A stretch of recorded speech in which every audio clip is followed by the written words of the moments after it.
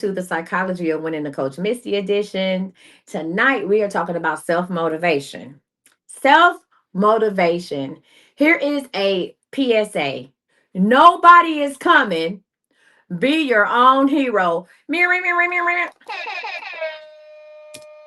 Nobody is coming to rescue you. Be your own fucking hero. Love. All right, y'all. Listen, tonight we are going to talk about how to ignite momentum. A lot of you all want to start businesses or just kick off a brand new year. We're going to talk about how to ignite momentum without relying on your mood, motivation, or validation. Fuck what people gotta say. You don't have to be super happy to get the ball rolling. All right. We're gonna talk about self-leadership, your inner fire, and personal fucking authority. So anyway, come on in, take a breath, breathe in and out. Breathe in and out. Last one. Breathe in and out.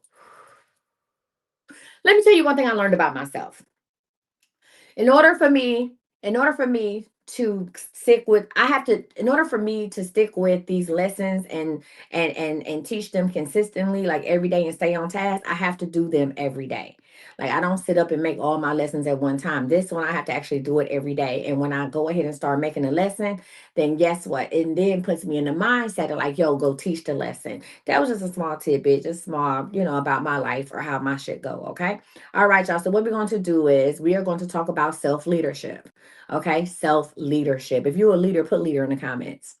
If you are no, fuck that. If you a hero, put hero in the comments. If you wearing a cape right now, Supergirl, put it in the comments. Where's my heroes at?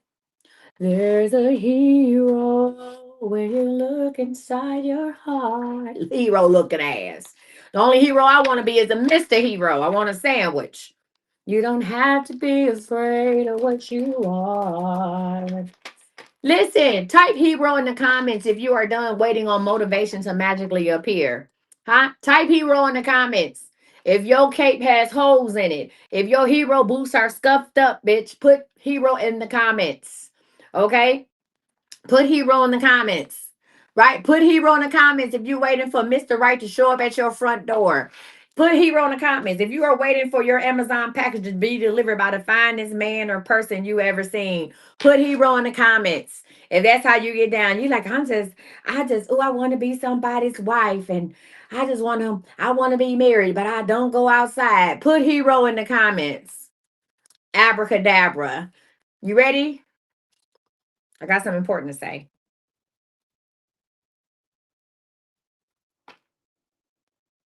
Nobody is coming. Nobody is coming. Nobody. Nobody is about to save you. Nobody is going to push you, remind you, or rescue you. Huh? And I don't want you to be like, what the? That's not bad news, guys. That's called power. Nobody is coming to save you. You want somebody to rescue you. Cut it out. All right. What we're going to talk about is the different types of motivation. How many people lack motivation? How many people lack motivation? Listen. In order for us to be honest, me to teach you, how many people lack motivation? Hello, what's up, Buttercups? Smoke 73 say I lack motivation. How many people lack motivation? I just say see, lack of motivation is bad. Oh shit! It's not just about being tired. You lack motivation. If you lack motivation, let me know. We're gonna talk about the different types of motivation: internal and external motivation. If you lack motivation, let me know. I thought I lacked motivation. I said I went to sleep on the toilet about 20 minutes. Baby, I went to sleep on the toilet 20 minutes ago. But I got my ass up. I'm self-motivated. Carla didn't have to come in there. I got comfortable. It was warm. The candles was turn off the lights. The candles was going and shit. It smelled like lilac and vanilla in there. It wasn't cold. The seat wasn't cold. And I fell asleep. I got comfortable and fell asleep. And because I there's no rest for the I didn't get no good rest this morning. So fell asleep on the toilet, but that's okay. Because guess what? I was motivated when I had a decision. I could have went to sleep and like, you know what? I'll catch these hoes tomorrow. But the way that you all leave comments at the end of this class and say, listen, I ain't never had nobody explain that to me. Oh my God, I can't wait to implement this. The way you all leave, send me messages and say, thank you for what you're doing. I feel so light and free. That's motivation. That I motivated myself. I said, I can't leave these hoes hanging tonight. You got to go ahead and get into it. Right? So let's talk about eternal versus external. Welcome in. My name is Coach Missy. This is Psychology of Winning, the Coach Missy Effect, and we are going to talk about self motivation. Go ahead and get pen and paper. You are never too old to take notes and never too old to learn, right? Now, here's the deal. Most people think motivation comes from deadlines, fear, praise, pressure, consequences. You like that? Good. Or other people believing in them. I'm going to say this again. Most people believe that motivation comes from consequences, pressure, praise, fear, deadlines, or other people believing in them. And I want you to know that is external motivation and it works, but only temporarily, right? Let's talk about some more stuff. So another thing about external motivation, that's just like when I used to go to the gym and work out when I was damn near 400 pounds. And people were like, girl, you got it. Yes. Oh my God. Yes. And you feel good. And you be like, the music is slow. You be running towards the finish line. Do, do, do, do, do, do. Do, do, do, do, do. Like in my mind, that's what it was because I had all these people cheering for me. But then people ain't gonna be in the car when I have to make a decision about getting a salad or getting a fucking Big Mac. Then people are not there. See, external motivation is short lived. It's emotion based, it's dependent on others, and it collapses under stress. It also disappears when nobody is watching. That's why we have to give our internal motivation, right? External motivation is why people start strong and then they fade because the crowd is no longer there. Like I said, at the gym, people will cheer me on, girl, you got it. You can do it. Like I was the water boy. You can do it. On that bullshit. Right? I'm sitting up there. The first time I did a real push up, I remember that. I caught that shit on camera. Like, yo, I did a whole full push up and people was clapping and shit. But guess what? That was just one push up. I need to do 10 more. Right? They got to worry about their own shit. Where these people gonna be at when I make the decision when my alarm clock go off at 4:45 in the morning? I got to put my shoes and socks on. They not at my house with me telling me to get the fuck up. Huh? That was internal motivation. And let's talk about internal motivation. Internal motivation is identity based. Internal motivation is identity based. If you identify as a winner, it's there. Internal motivation is quiet, it is consistent, it doesn't need applause, it's activated by purpose and sustained by self trust. Your internal motivation will say to you, I moved because I said I would. So when I was on the toilet, sleep. I'm talking about sleep. Huh? On the toilet. God bless me with fluffy arms and big thighs. And baby, I was just in there quiet. Cardinal didn't have to come. Hey babe, go get online and people waiting on you. No, my internal motivation. My internal motivation woke me up. My internal motivation said we got to stay consistent. You on day 16. The internal motivation say not only are they you teaching them something, you're learning new things about yourself every day. Internal motivation said, listen, whether you log on and it be last night, we had or this morning, we had 23,000 people come through the live. 23,000 people came through my live this morning when I was on live. Well, from last night to this morning, 23,000, right? My internal motivation say, hey, get your tail up, whether it's 23,000 or just 2,300, get up. My internal motivation was activated by purpose. I'm here to teach, preach, and prepare. And as long as I do what God say do, listen, abundance is mine. And again, I trust myself. So I got my ass off that toilet. I moved because I said I would. I want you to know this. Listen to this. Thank you so much. If you only move when you feel motivated, you will live a very small life. I'm say this again. If you only move when you feel motivated, huh? When you feel good, when you feel good, you will live a very small life. Did you know that? A very small life. I want you to know again, this is the psychology of winning. So we're going to talk about what winners do. Winners don't wait for motivation, they generate it. Huh? I'm saying this again. Winners don't wait for motivation, they generate it. So here's our first question of the day. I want you to be honest with me. Do you rely on pressure or inspiration to move? Drop a P or an I. A P or an I. Does pressure make you move or is it inspiration? What makes you move? Drop a P or I and be honest with yourself. The only way that we can get better is we take accountability. So a lot of people say pressure. Pressure makes you move. Pressure makes you move. Is it a P or an I? A lot of people say pressure. Okay. All right. And thank you. Thank you for saying that. Press right, a P or an I. All right. So I'm going to talk about, listen, a lot of things we beat ourselves up about. I'm going to normalize that over the remainder of these 30 days. A lot of the things we beat ourselves up about, I'm going to normalize it so you don't feel bad about it and you can show yourself grace and then you can work towards a solution. So I'm going to talk about why motivation disappears. I want you to know this is normal process. It happens to everybody. You are not alone and you can come back from it. So let me explain to you why motivation disappears. Number one, let me say this. It's not that you think you, it's not that you lack motivation. You lack ignition.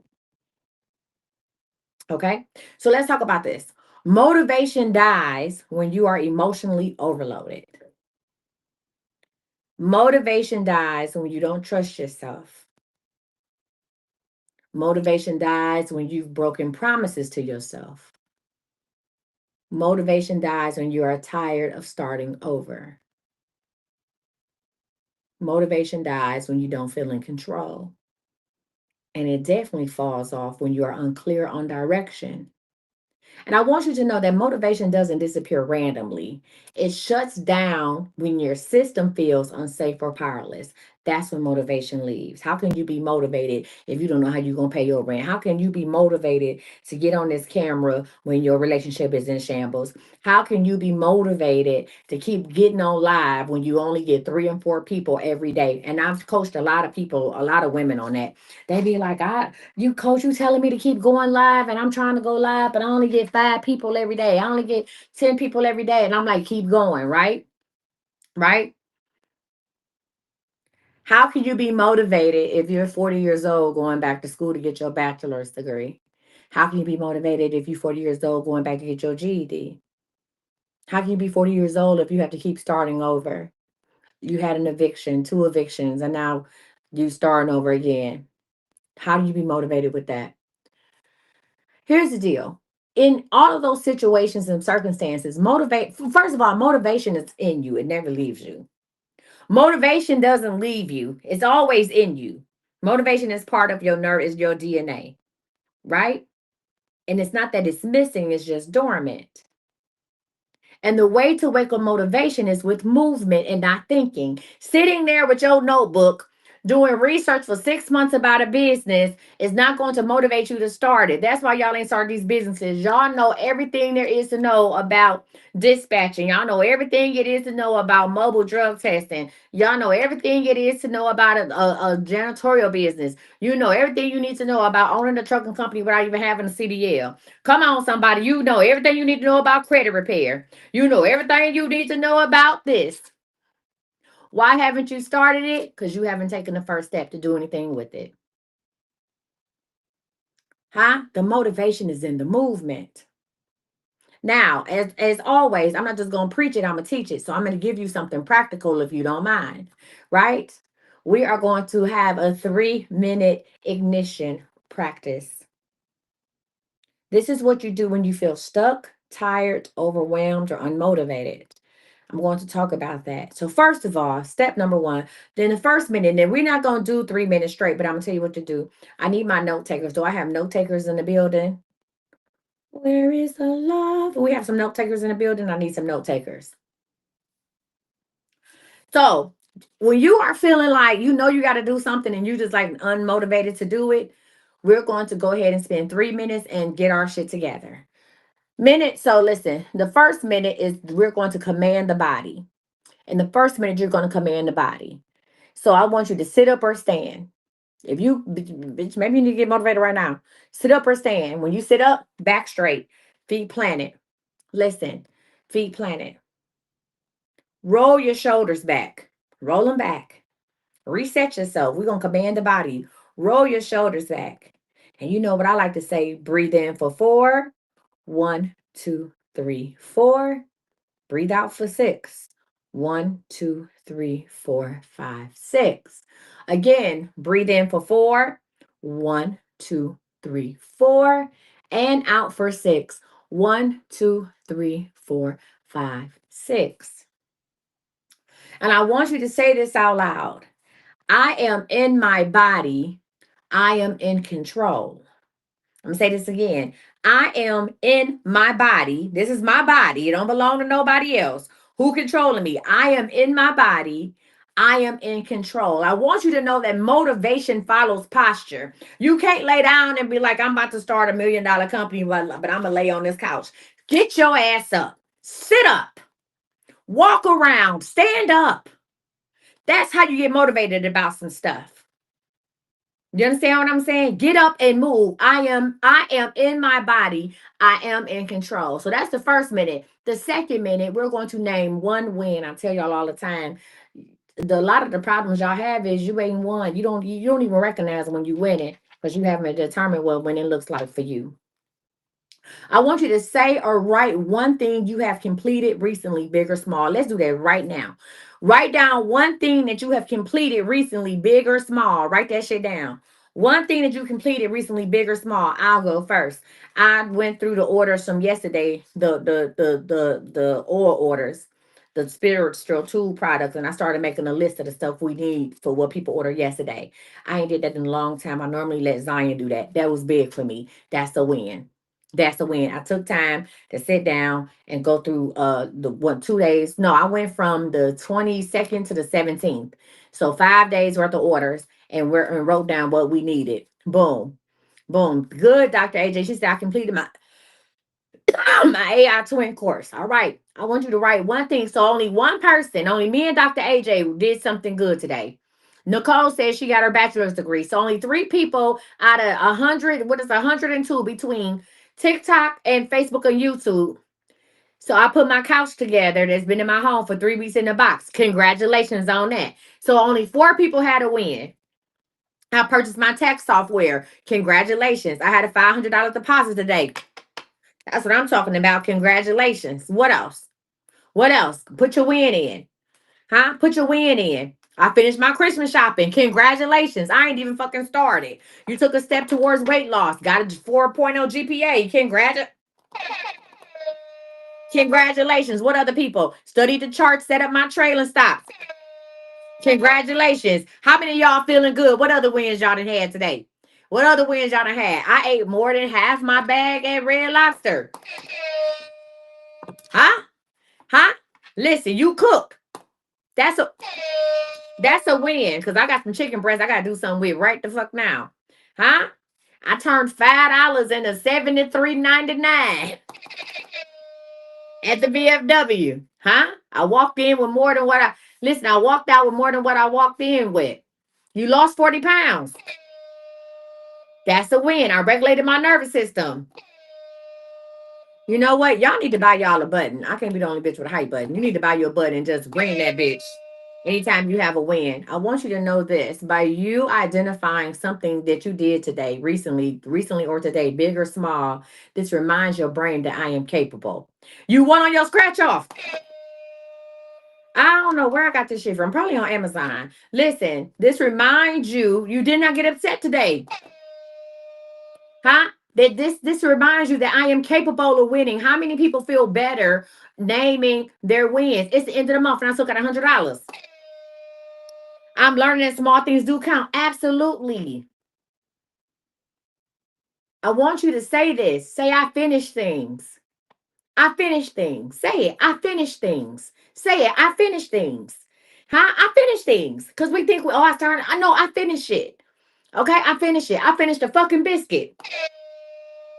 I was excited about that shit. I finished the biscuit. I finished things. Absolutely. I finished things. Yes, ma'am. All right. Now, The last minute, remember this is a reset. The last minute we're gonna do is you are going to move. You cleaned up your house today. I ain't forgot about you. Listen, I want you to choose one tiny action. One tiny action. Choose one tiny action, right? Whether it be, listen, thank you, welcome, whether it's open a document, send a message, drink the water, set the timer, or just write one sentence. If you're trying to write a book, just pick one tiny action. Say, hey, I'm gonna write a sentence. I'm gonna write the title. I'm gonna write the chapter. Huh? Listen, you trying to write a book and you feel like you stuck. It's coming from a bitch you write books all the time. I love writing a good book, honey. You know what? I get sometimes I just open up a document or I go buy a notebook. I order a notebook from Instacart. Let me be real with myself and others. And sometimes I just write the name of the book on the front. And I'll be like, I did that. And people are like, girl, what the fuck you do? I did that. I took a step towards. That was one tiny step. Because I've been talking about writing this book forever and I just ain't got around to it. This right here is one tiny step towards the completion. I bought the notebook, it's here, and tomorrow I'm gonna set a timer and write for 5 minutes and I'm gonna put it down. So the third minute is about move one step closer, which is like you can, like I said, maybe you need to open up the document and read it. Maybe you need to check your damn mail. Maybe you need to send the message that's been sitting in your drafts, right? Maybe it's drinking the fucking water. Just drink the water, bitch. Drink the water. That's it. As I drink ginger ale. Maybe set the timer, right? Set you an alarm to do something. Set the timer or write one sentence. Here's the deal. I don't want you to think about it. It's just movement. So this requires no thinking, just movement. And this reactivates momentum. All right. Now, let me say that motivation is a side effect of action. Listen to what I said. You see, a lot of us wait to get motivated before we take action, but you need to take action in order to get motivated. Baby, I was a good one. I belched on that one. I'm gonna say this shit again. Huh? A lot of us wait to be motivated before we take action, but we need to take action to get motivated. Motivation is a side effect of action. You don't wait to feel ready. You move until ready catches up. You hear me? You just start fucking moving. When I was learning how to skate earlier this year, I almost bust my ass on the carpet at the skating rink. I was in the skating rink class of adults, and yes, they had a beginners class, and then they had the advanced class. But I was really a beginner. Like I was beginner. Other people was like, "Oh, I'm a beginner," but they was skating backwards. Girl, fuck you. But I was a beginner. I was bust my ass trying to put my skates on, and I was like, I don't know about this, right?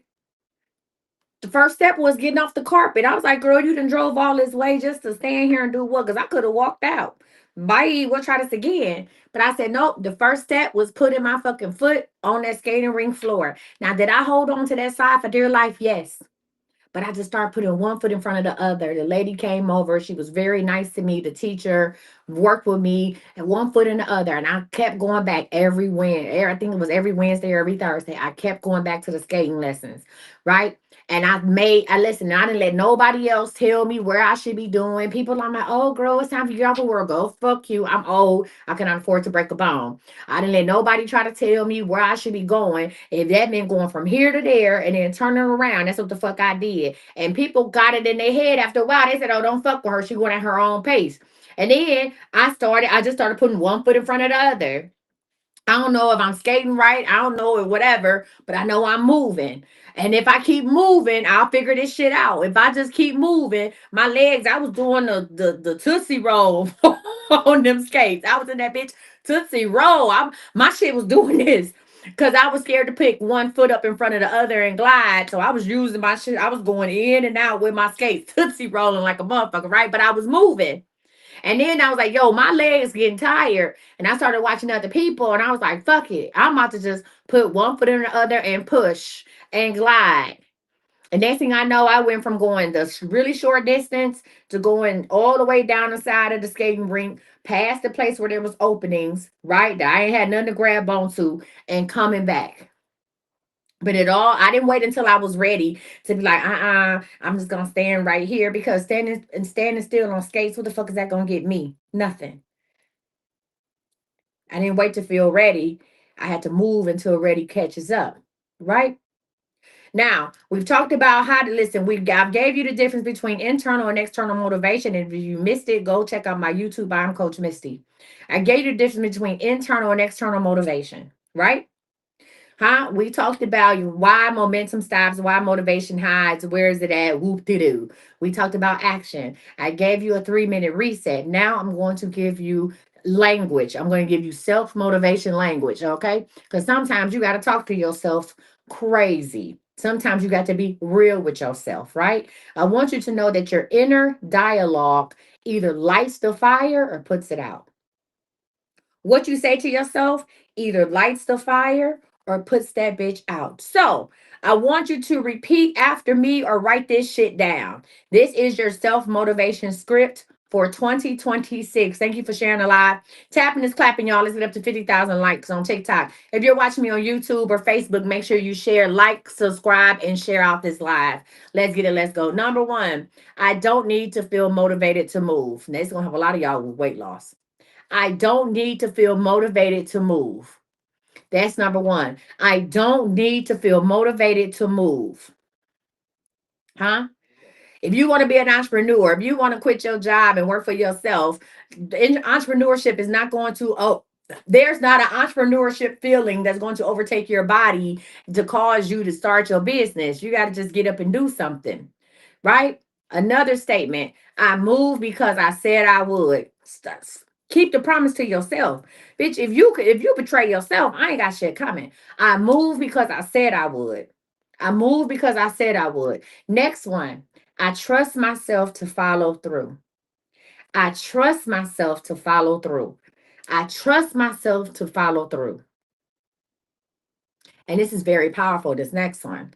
I am the source of my momentum. I am the source of my momentum. Not my mama telling me she proud. Not my baby daddy telling me he gonna help me. Not my kids rooting me on. I am the source of my momentum. Next, I do not abandon myself when it gets hard. That's something you really need to work on. I will not, I listen, I do not abandon myself when it gets hard. And I think my favorite is I am my own hero. I am my own hero. And I want you to know this, what I just gave you, this language, this is not emotional. It's authoritative. It's not, you supposed to speak in emotion. I don't want you to be crying when you say this shit, bitch. I want you to stand there with your hands on your waist and say, I am my own hero. Dun dun dun. Say that shit. When you wake up in the morning, say dun dun dun. I am my own hero. Ain't nobody come to save me but me.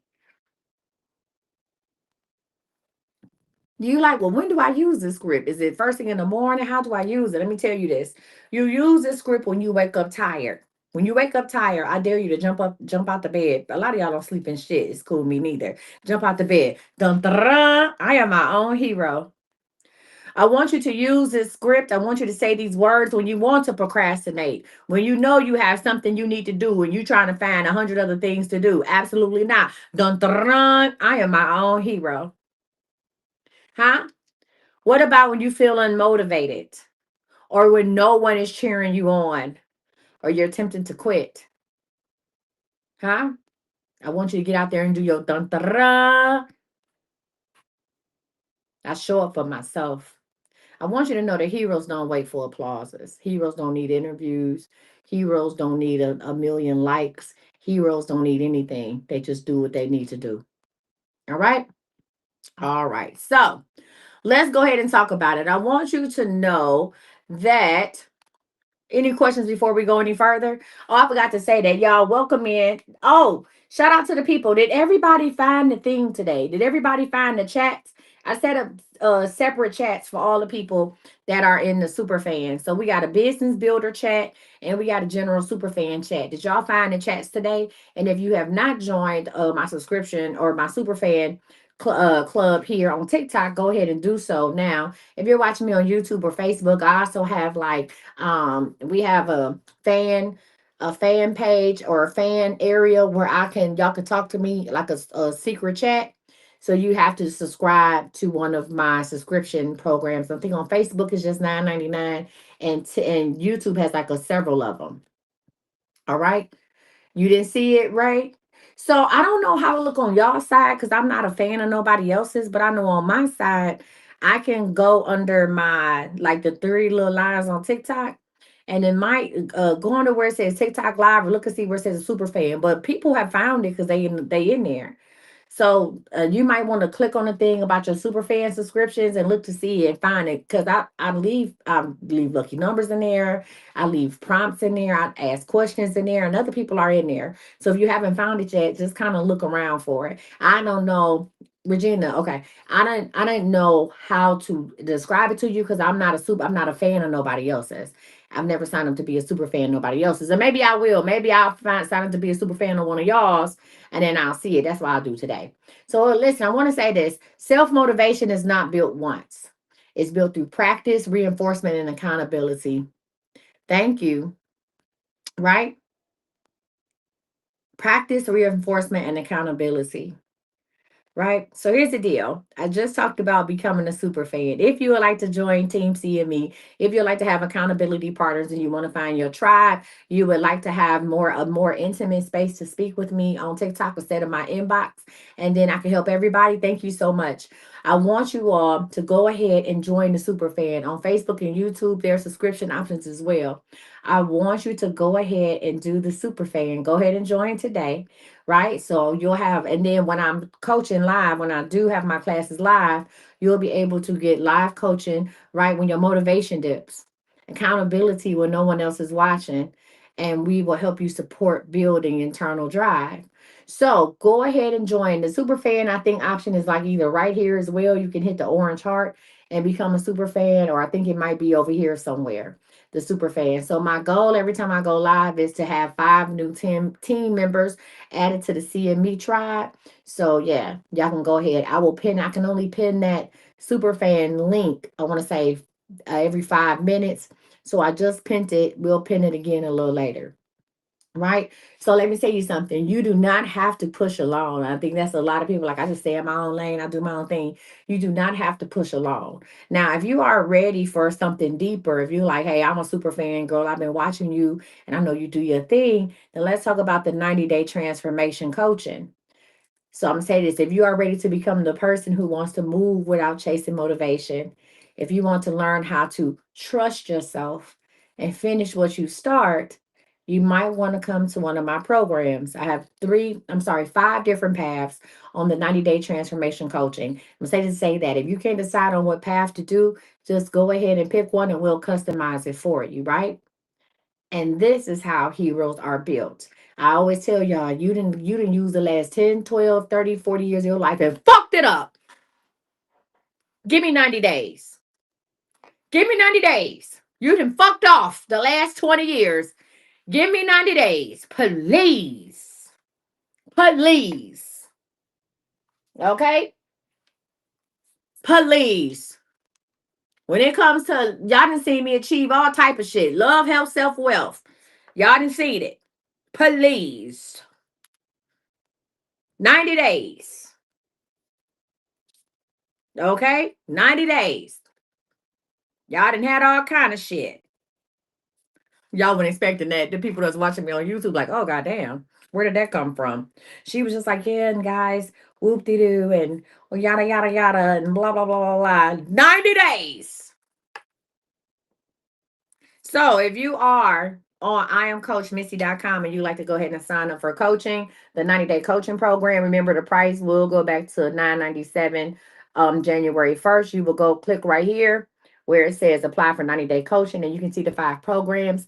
iamcoachmissy.com and click where it says apply for 90-day coaching.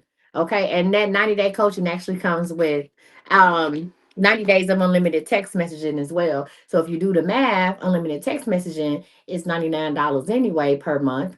And the price goes up back to the 99 for January 1. So if the coaching program is 333 and 99 times 3 is 297 for less than $40 more, you actually gonna get to work with me one-on-one. Please.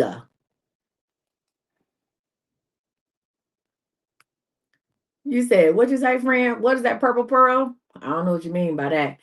All right, y'all. So listen, you can still get in line for the readings. Before we do that, I'm going to go ahead and give you one more class. And these classes with the 2026 number Bible, we're going to do these as well. But this one is a good one because I think y'all need to hear this.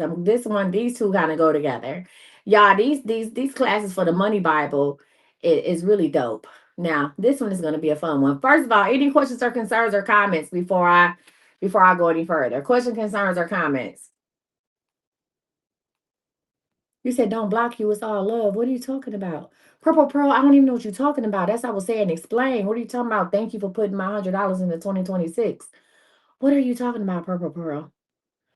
What are you saying? I'm not about to block you. I just didn't know what you were saying. I want to understand what you meant by that. Y'all, listen. Hey, let's talk about this. I just don't block people. We just don't block people on the live. We have certain rules on this live so we can get some decorum, right? I gave you confirmation. Okay, friend, what did it say the confirmation? Okay, good. No problem. Y'all don't think we just be blocking y'all. A lot of stuff, though. Here's the deal. Here's some basic things that we were like, these are my boundaries. Because if I say rules, then people are like, rules, we ain't in fucking school. Bitch, that's your problem. So the boundaries is this. My name is Coach Misty. I do show some people some, I don't like if they're old. My name is Coach Misty. I went through a whole rebirth process. My first name is Coach. I kept the Misty because I was already a thing. So my name is Coach Misty. Right? Like that's serious for me. Another thing is we always tell people, Cardinal, where you going, babe? Oh, we always ask, like, hey, don't ask questions about your order because I'm not about to look up the orders, right? Well, I'm not about to look up the orders while we on the live, so don't ask questions about the orders. And people try to ask questions about the orders, and we ask y'all not to do so. And so, and there'll be a lot of people who know not to do it, and so we block you. You know what I'm saying? You haven't. So, Purple Pearl, you never been blocked because if you've been blocked, you wouldn't be in here. Okay. You can send me a gift. If you was blocked, you wouldn't be here. So it's not that your chats have been blocked; they may have been muted. But you wouldn't, if you were blocked, you wouldn't be here. If you blocked, you just be blocked. You wouldn't even be on my profile no more. Yeah, that's another thing, y'all. When you're blocked, you can't come back on unless you got another profile. You can't come back on here and tell me you blocked because you blocked. Damn, I should have heated up my food. Cardinal, what you doing? Okay, how much you love me on a scale of 1 to 10? How much you love me on a scale of 1 to 10?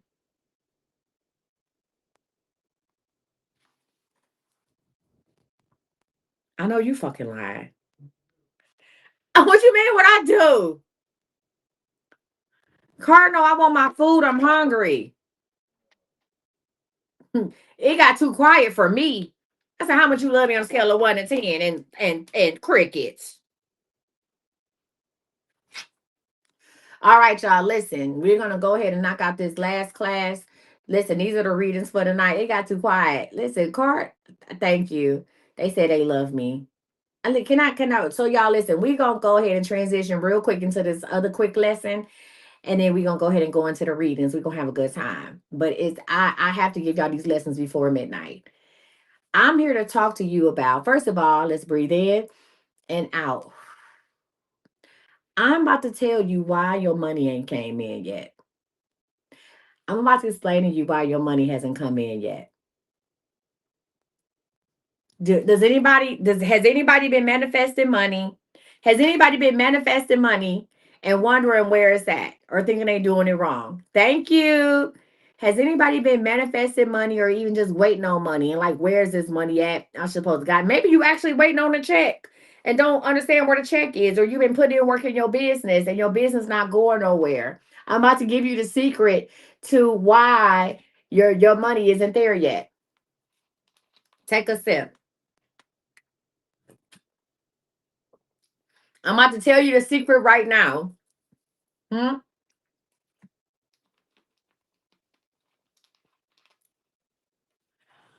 You ready? Money comes after identity.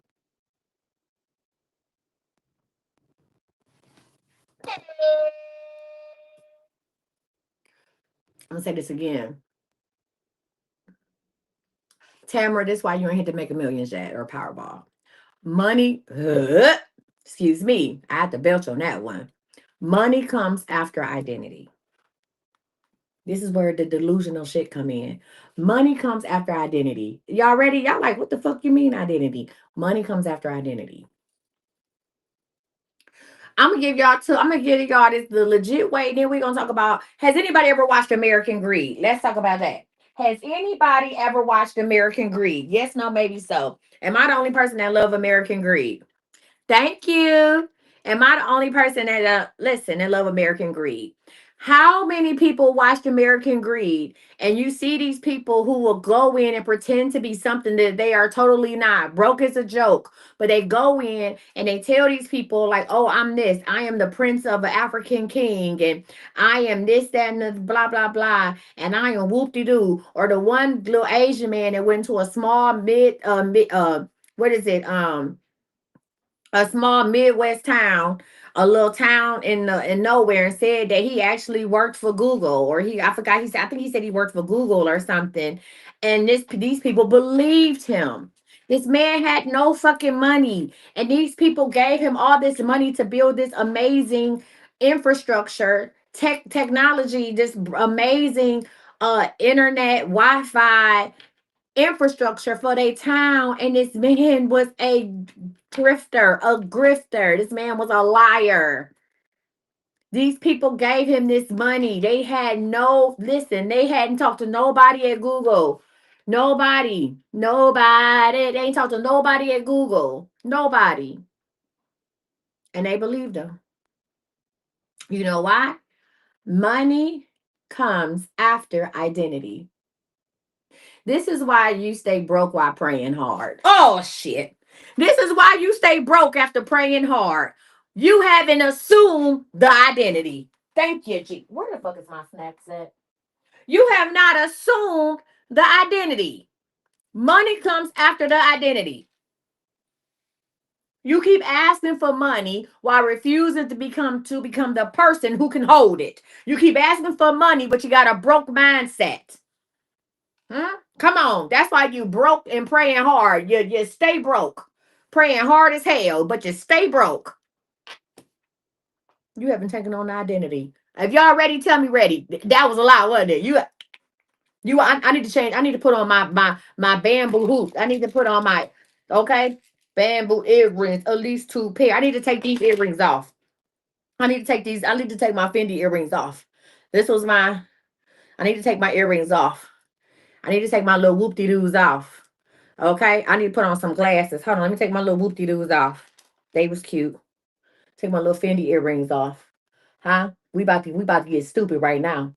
Huh? We need to get stupid, huh? You keep asking for money, but you refuse to come to the person who can hold it. Huh? You won't overflow with a survival identity. Let me put my shit on. Huh? You won't overflow with a survival identity. You want abundance, but you still operate in scarcity. Huh? You want elevation without evolution. You can't pray your way out of a bag or of an identity that you refuse to outgrow. Jesus. Be offense. Lord, let the earring work for me and not others. What is happening here? Huh? What I say, you can't pray your way out of a bag. You can't pray your way out of a sack. Where's the glasses at? I guess I'm gonna have to do my white ones. Welcome in. I'm with the shenanigans. Welcome in. Welcome the fuck in. Here we are. I'm ready now. I'm ready now. Huh? I want you to know that money doesn't work like that. Money doesn't work like that. Again, you cannot pray your way out of an identity you refuse to outgrow. You can't. You can't. That's not how money work. That's not how God work. Stop asking, listen, stop asking for God to change you Listen, stop asking for God to change you. Hold on one second. Stop asking for God to change you and start doing stuff to change yourself. Stop waiting for God to change you and do something to change yourself. Hold on, y'all. I'm trying to do something. Regina, I don't know what to tell you about the super chat. Jesus Christ. Hold on. Am I back? I'm back. Woo! Let's get into it. Let me talk about it. What we're saying here is identity comes first. Before the money, before the riches, before anything, before the fame, identity comes first. As I've told you, I've been delusional my whole goddamn life. My whole life. I've been delusional. I told my mother Whitney Houston was my real mother, and thank you for watching me when my mother is on tour. I've been delusional my whole fucking life. I listen, I had a lot of books at home. I could have identified with the Berenstain Bears. I identified with the artist Rembrandt because we had the same birthday. So guess what? I tried to sell my parents my paintings. They weren't even paintings, they were drawings on a piece of paper, on a piece of copy paper for $10,000. I settled for a sandwich, some pickles, and some Five Alive. But I listen, I did some hard bargaining. You understand me? I've been delusional my whole fucking life. You cannot tell me I wasn't famous when I was little.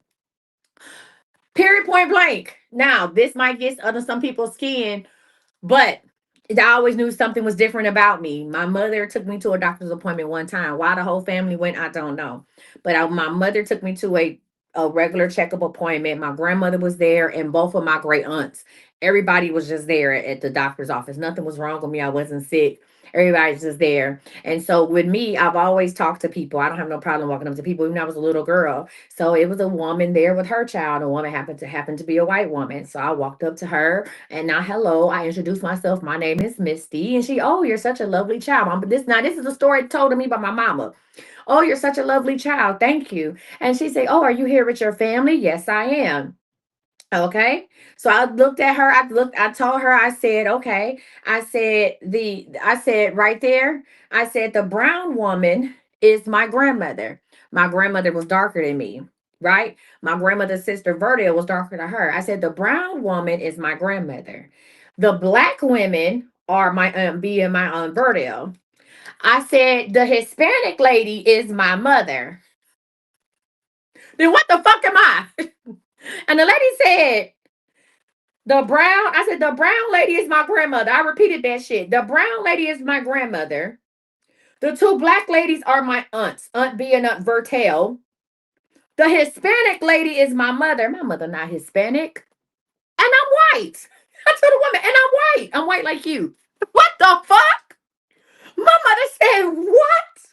My mother came and got her. The woman was just like, oh God. And shit, what we doing? Huh? Delusional. Delusional. Bitch, I'm white like you. My mother said I went over there and just sat down. How y'all doing? Y'all good?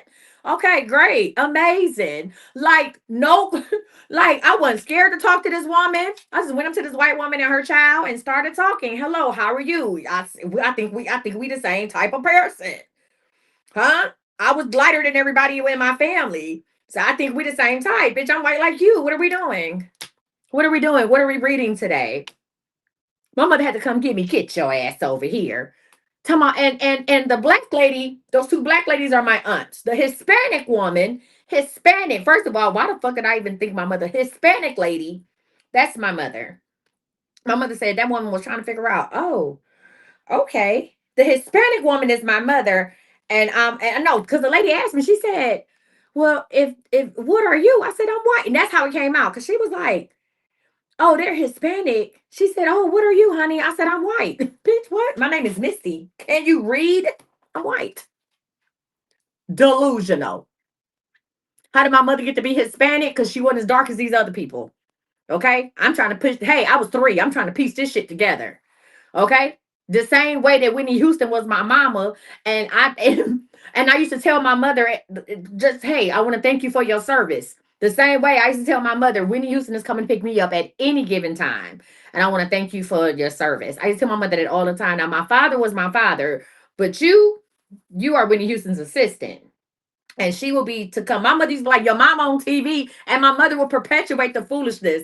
My mama will be like, come here, your mama on TV. And I'll run downstairs. Start crying at the national anthem. When the fuck did Whitney Houston get to be my mother?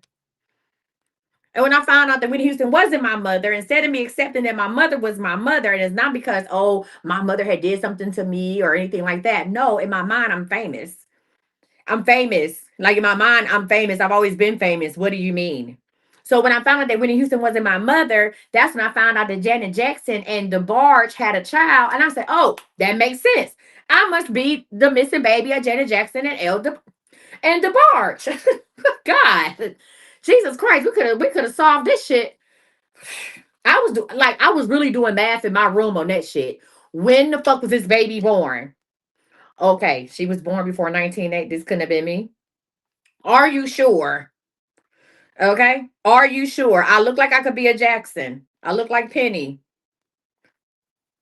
Again, God bless my mother. Because I wish one of my kids would have said some shit like that. God bless my mother for putting up with my shenanigans. Huh? Listen, the money comes after the identity. Okay? I've been a rich bitch my whole life. What do you mean? Rich my whole life, please. Been rich my whole life. Okay? Money comes after the identity. Let's get into it. So, I mean, yeah, identity comes first. All right. So let me say that identity precedes income. Go ahead and put that in the comments. Identity precedes income. Identity precedes income. See, when I moved back to Texas and I had that 2 bedroom in Bedford, Texas, and I didn't have no fucking furniture, you would think like I wouldn't want to invite nobody to my house because I had no furniture. I just had my bed. But I just knew that was a stopping ground. This ain't what the fuck this is. Hey, and if you got a problem, niggas will come in and be like, you just ain't got shut up. Don't worry about what I ain't got right now, okay? I got a bed. Come pick it in to sit down on it. Identity precedes income. This is not who I am. This right here, you need to look at your situation and say, oh no, this is not who I am. This is just temporary. This is just a stopping point on my way to becoming the best me. Identity precedes income. Now, I want to say this before money ever shows up in your hands, it shows up in your habits. I'm going to say this again. Before money ever shows up in your hands, it shows up in your habits. Huh? Your habits will tell you exactly who you believe the fuck you are. When I talk to y'all and we do these wealth strategies for 2026, and if you haven't booked yours, go to iamcoachmissy.com and click on the strategy session. When I do these wealth strategies, I'm going to ask you several questions because you can tell me, oh, I want to make $1 million in 2026. I'm going to ask you question number one: how you spend your money. How do you spend your money? Tell me how you spend your money. What do you spend your money on? Question number two, how do you save your money? Question number three, bitch, when you go outside, how do you show up? Question number four, how do you speak to yourself about money? And question number five is, what do you tolerate? And I'm not just talking about money wise, I'm talking about in life. Because your habits will tell me exactly who you believe you are. I don't give a fuck if I ain't got nothing but 2 cents in my wallet, bitch, you'll never know it. You understand me? You never know it. Once I set boundaries for myself, once I identified who the fuck I wanted to be and started carrying myself like that, I didn't give a fuck what was in my wallet. It was what was in my spirit. It was what's in my mind. Right? You know what I'm saying? I didn't give a damn. See what I'm saying? The thing is, if I lost everything today, I could get it back tomorrow. You know why? Because I never changed who the fuck I was. I am who I am. You hear me? I am.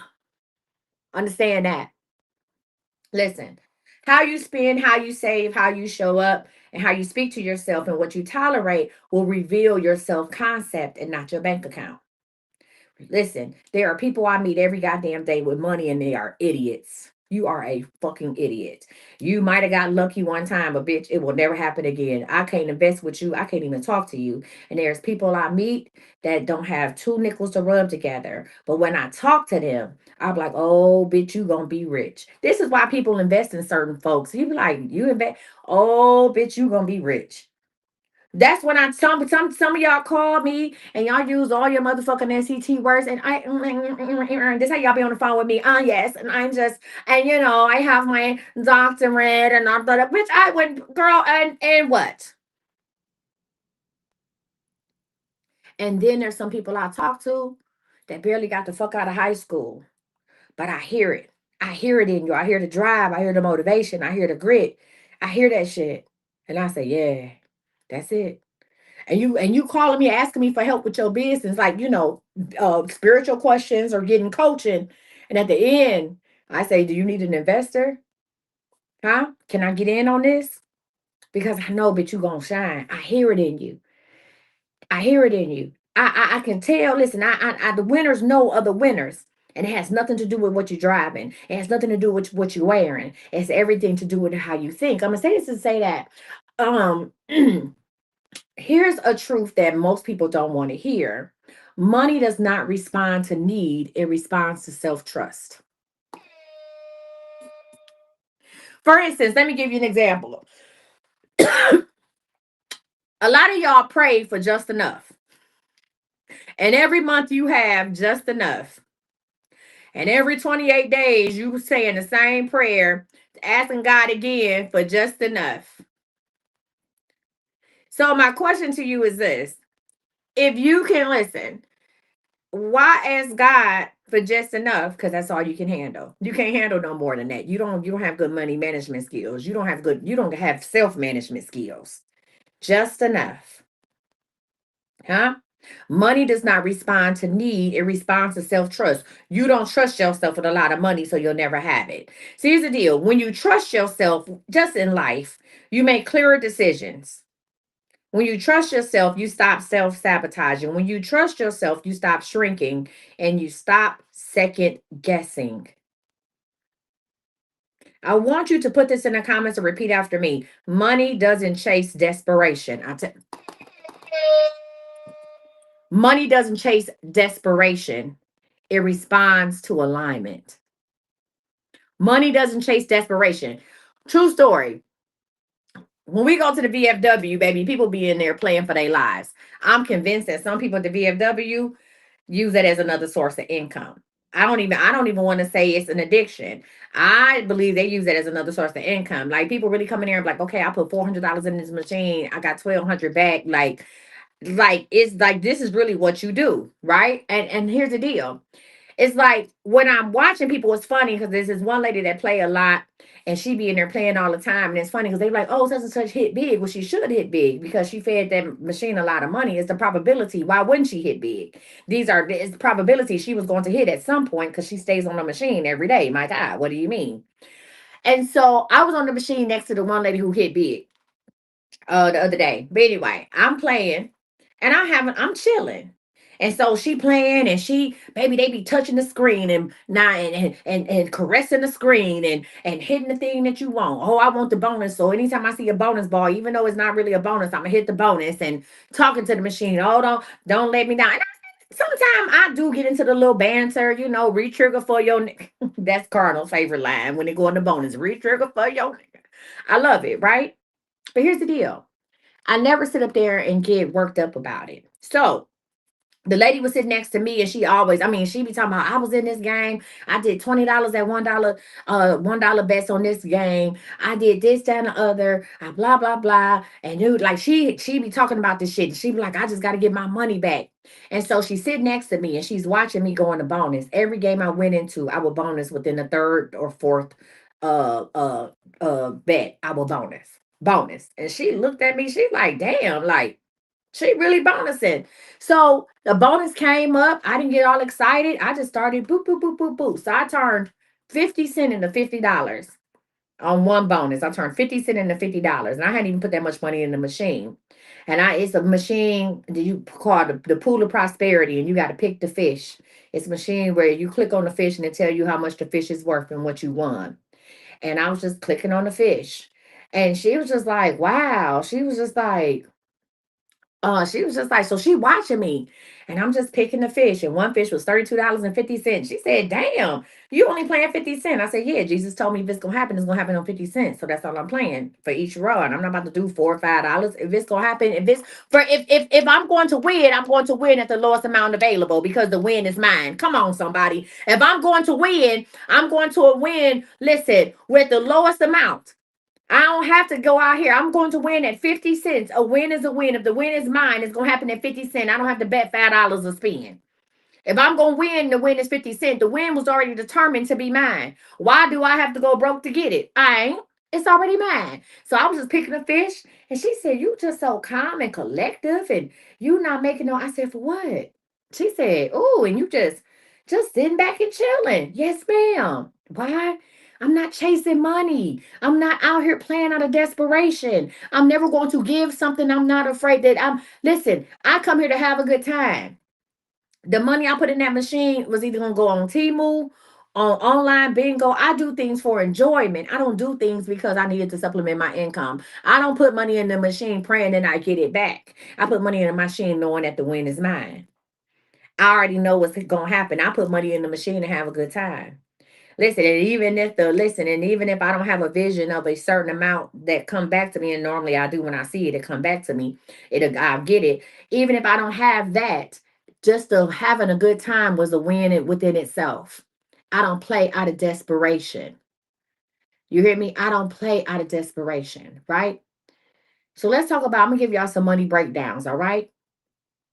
We're gonna talk about the same skills but different confidence. Right? You say I'm playing to win versus playing not to lose. I'm not playing at all. I'm having a good time. I'm a winner. I'm not playing at all. That's the thing. I'm not playing to win. I'm having a good fucking time. I'm enjoying myself. Bitch, I'm not even playing. That's the difference. I'm not even playing. I'm enjoying myself. I walked in a winner. I walked in a winner. I'm going to sit down a winner. I'm going to walk out a winner. I win in all areas of my life. This game does not define if I win or not. This motherfucking game ain't going to make me believe that I'm a winner. I was a winner when I walked in this hole. I was a winner when I woke up. This game ain't gonna make or break me. Oh my God, this game, yeah, when I do win, you know what I'm saying? It is what it is, but I'm having a good time. I'm enjoying myself. People be like, oh wow, like, did you win anything? Yes, I won in life.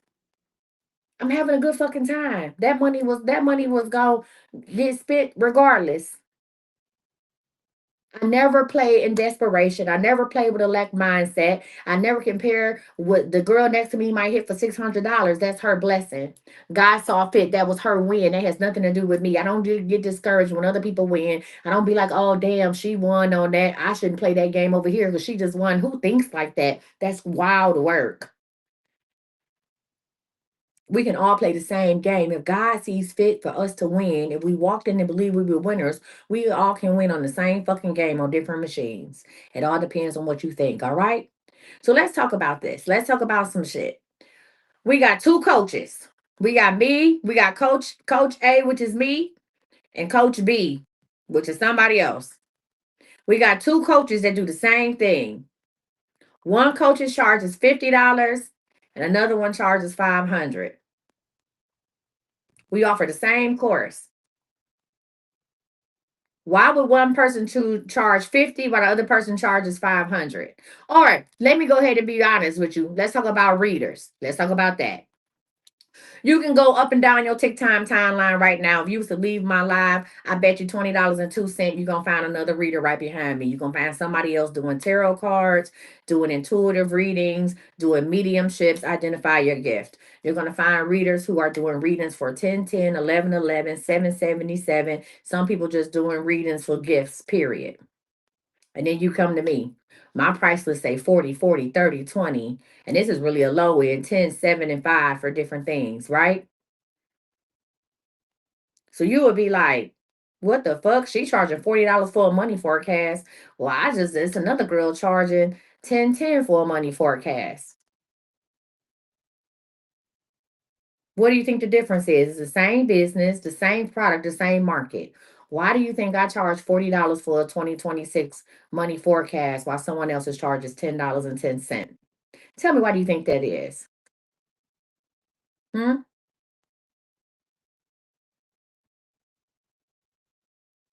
Someone said mindset, your belief. No, bossed up. It's a 2026 money forecast. Let's not just work with me here. Work with me here. It's a 2026 money forecast. We both are connected to spirit. We both are listening to God. Why am I charging $40 while someone else is charging $10.10 or 11.11? You know why? It's the same type of, like, let's just be honest, the same, we offering the same reading. Okay. Hopefully we talking to the same God. You know what the difference between me and the next person is? Identity. Identity. Nothing changed but who you believed you were while selling. Identity. Identity. I know I'm the shit. I know who I am. Okay? I'm your Oracle 2026. I'm Coach Misty. And it's too much information. It's too much information, too much energy for me to give you for fucking 1111. I'm her. The hell? Absolutely not. I'm not about to play myself. Number one, if I charge 1111, I will be on this bitch all night. I would do so much work and be so exhausted, and it would not add up for me. If I did a money reading for 1111, baby, listen, it better be something. Someone on Facebook on YouTube said that's ego. No, that's truth. The fuck? You better believe you the shit. Please. That's truth. If I charge 1111, listen. If I charge 1111 to do money readings, I'll be here all motherfucking night. Exactly, because I'm Whitney Houston's daughter. Shut your ass up. Tell them, because I'm Whitney Houston's daughter. I ain't got no mods over here on YouTube. Hold on, don't worry about it. I got it. And we out of here. Huh? Because I'm Whitney Houston's daughter. Exactly. Right? Nothing changed but who you believe you are while you were selling. I want to say this. Listen, here's the deal. Same business, same product, same market, right? One struggles to make sales and the other one scales with ease. You hear me? The reader that's charging 1111 struggles to make sales, don't understand why they still working and doing readings, right? And they probably really good. And then I scale with ease. I will take you from a $40 reading to a $100 private to a $333 coaching.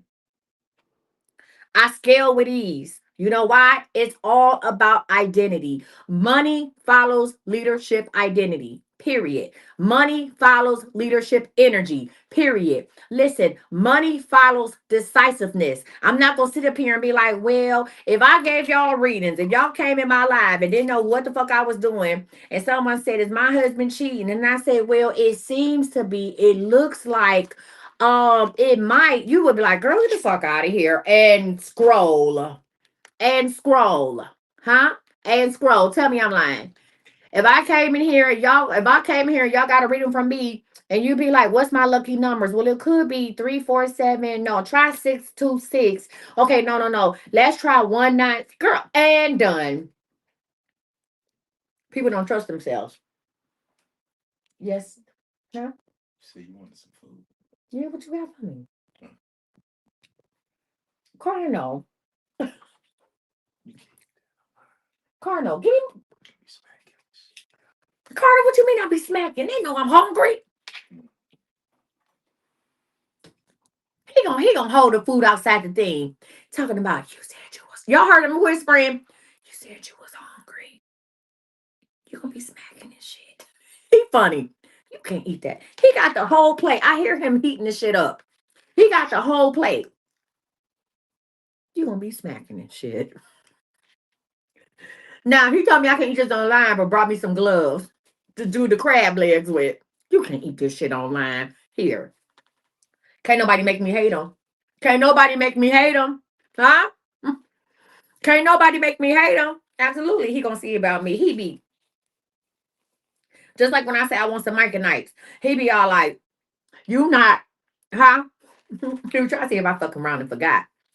You know why he didn't bring the food right away? Because I also said I said where my snack bag at. So he probably was waiting to see, like, okay, maybe she gonna crack open them Cracker Jacks. Absolutely not.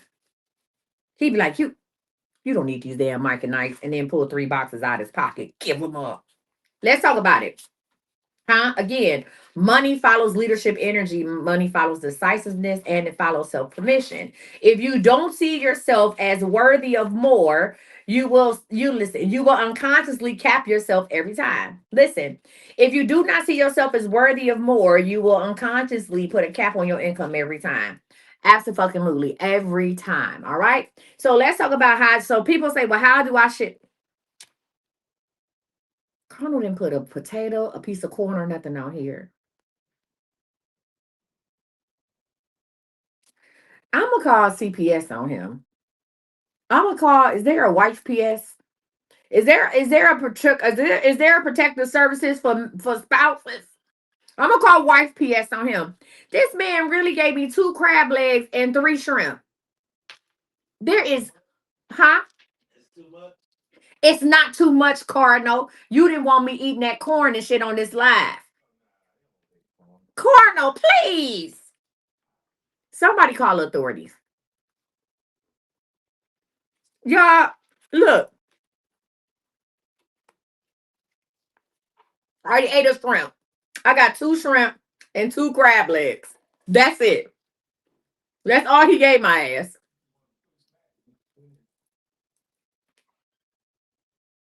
Cardinal, you go back to work tomorrow, correct?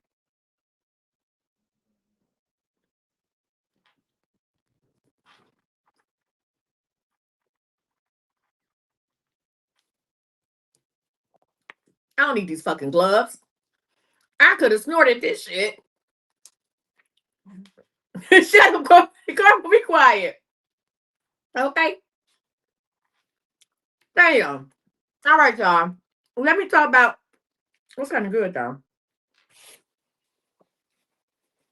Listen, he always give me a kitty. No, I really can't eat a whole bunch. Huh? Uh, hey, what's going on right now? I'm doing a class. You can go book a private reading for mediumship. Mm. Hold on, y'all. Mm. Is the heat on? It got hot in this hole. Uh, huh? It's not hot? Oh, Cardinal, please. What you don't know is when people have had gastric surgery, sometimes their temperature, they get hot when they eat. Lord, don't you? Oh, Lord, let him go to a domino game. What? Damn, it's 11:32. It ain't nowhere. Oh wait, he can hear me.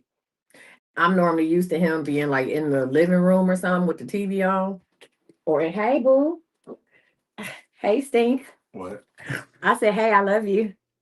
Give me a kiss. Thank you. No, I get hot sometimes. Give me a kiss. Thank you. Mm-hmm.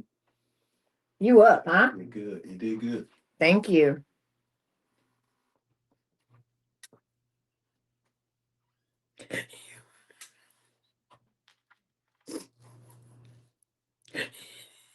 He right in the next room. I was like, wait, he can hear me. I'm there talking cash money shit. I was like, wait, he can hear me. He said, huh?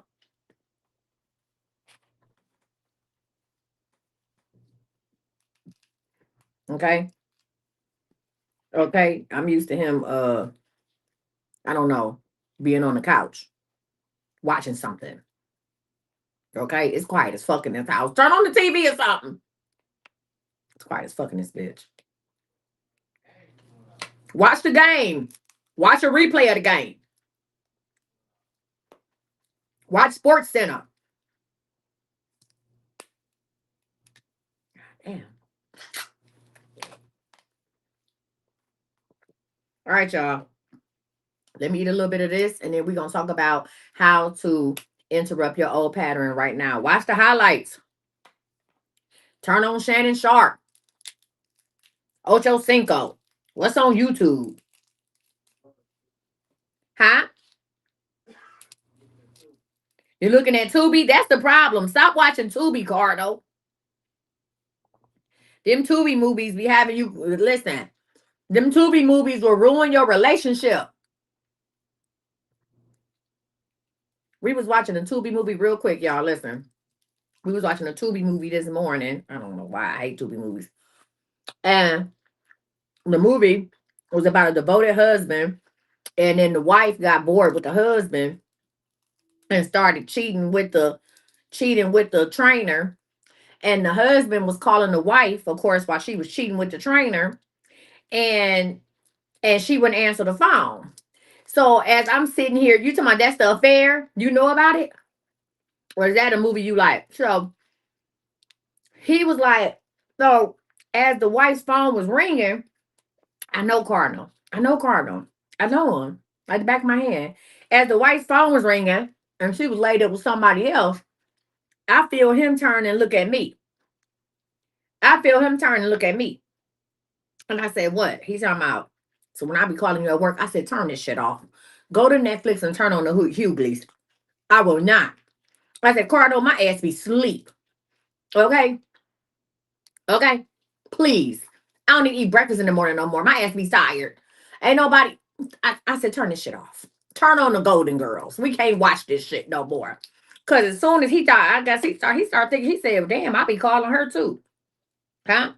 I'll be calling, listen. He'd be like, I'll be calling her too. Now, wait a goddamn minute. He turned and look at me slow. Okay? And I just got a membership at the gym? Absolutely not. At the YMCA? I said, nah, I can't even go back to the YMCA for 2 weeks. Okay? Absolutely not. This man talking about, yeah. Talking about, you won't answer that phone. I'm going to be coming home in the mail truck.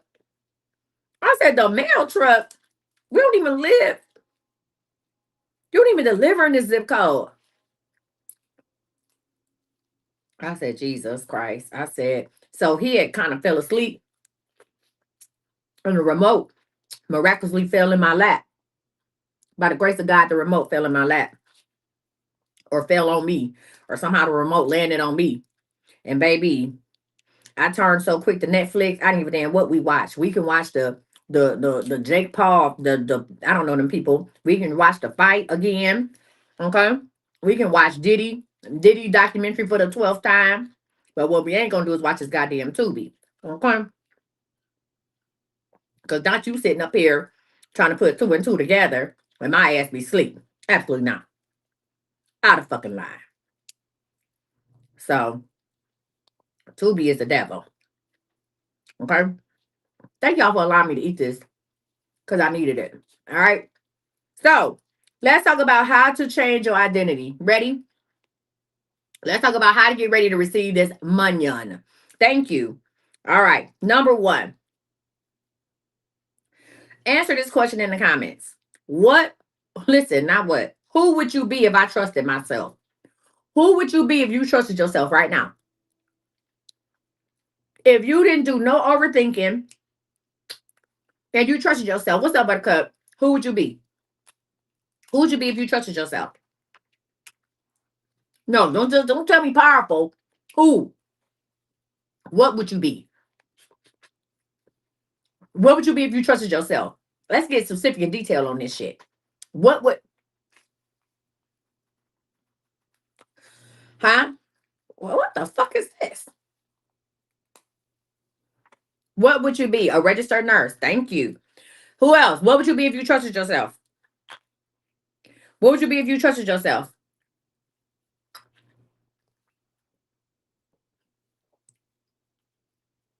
What would you be if you trusted yourself? A successful six-figure listing agent.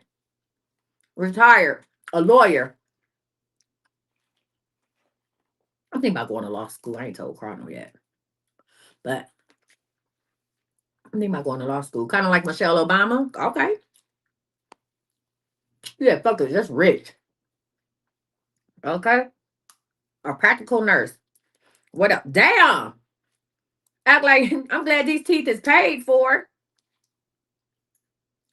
The number one top selling printer shop. Good. What else? A seven-figure CEO. What else?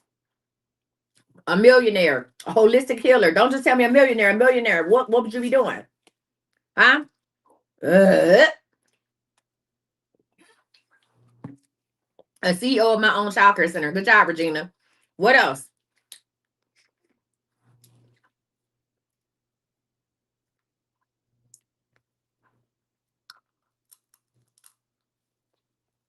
I just realized I don't even think we use the crab leg things at Red Lobster today. A world-renowned wellness coach. I don't even think we use the crab leg things at a homemaker. Okay. I don't know, but I'll be further along in this life. You got to make a decision. Saying I don't know ain't acceptable. What's up, pretty girl Pierce? Saying I don't know is acceptable. Saying I don't know will have you in the same financial space you was in this year in 2026. Pick something. Trust yourself to make a decision. Hmm? If I trusted myself more, I would have been on Good Morning America by now.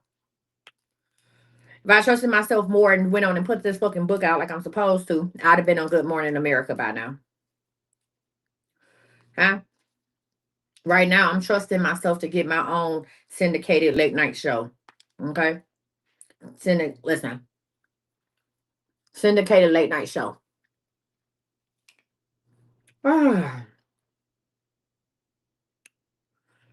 That was actually delicious. A cash money millionaire. I know that's right. I will be a drug counselor. Love it. I would set up my women's group and run a radon business. Love it. Cardinal actually did a good job with that. That was just a fucking enough. Great job, Cardinal. That was just enough. It wasn't too much. I don't feel sick. I don't need him to burp me like a 45-year-old infant, a trauma surgeon, a successful esthetician. Okay? If you trust, that was just enough. Y'all give it up. Give it up for Big You did that. You did that, Cardinal. High five yourself. You'll be the owner of Alf. All right. I want to say this. When I ask you this question, I want you to pick the version of yourself, not the version of yourself that plays it safe, but the version that knows. Like that knows I'm the shit and can't nobody take this from me. Right? Second question. What would you stop tolerating? What would you stop tolerating? Let me ask me, what would you stop tolerating? If you trusted yourself, right? What would you stop tolerating? If you were this person who you said you are, what would you stop tolerating? Okay. What would you stop tolerating? Tell me, what would you stop tolerating? Hmm?